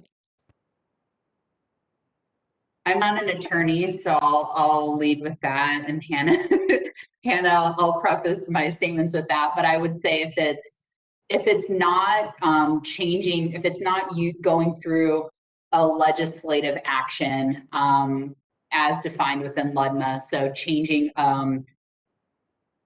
things within the code, right? Creating a new zone, creating a new code, that it wouldn't be a legislative process. So for the inland port, where it was really locking into a zone, I would say that would still be an administrative process and wouldn't require a public hearing. Now, some cities, maybe still do public hearings for those items, for the administrative ones anyway, but you technically don't have to. Yeah, and those development agreements addressed other things besides zoning, so that wouldn't necessarily be impacted by this, by HB 409. It dealt with how tax increments dealt with, distributed and collected and everything else. So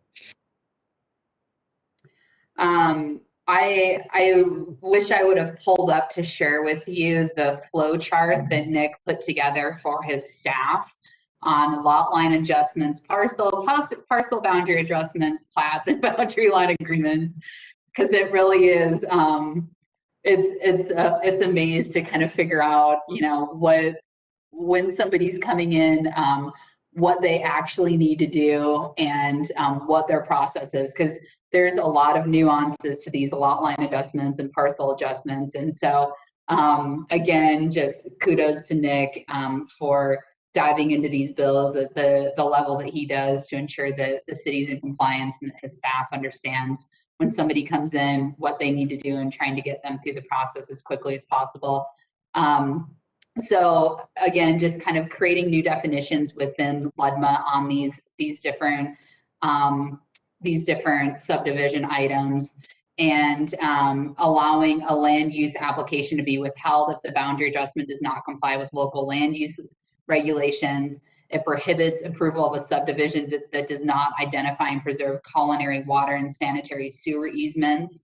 And then this last piece here, the recording of a subdivision plat, this is incredibly controversial, and this was something that this bill rolled out.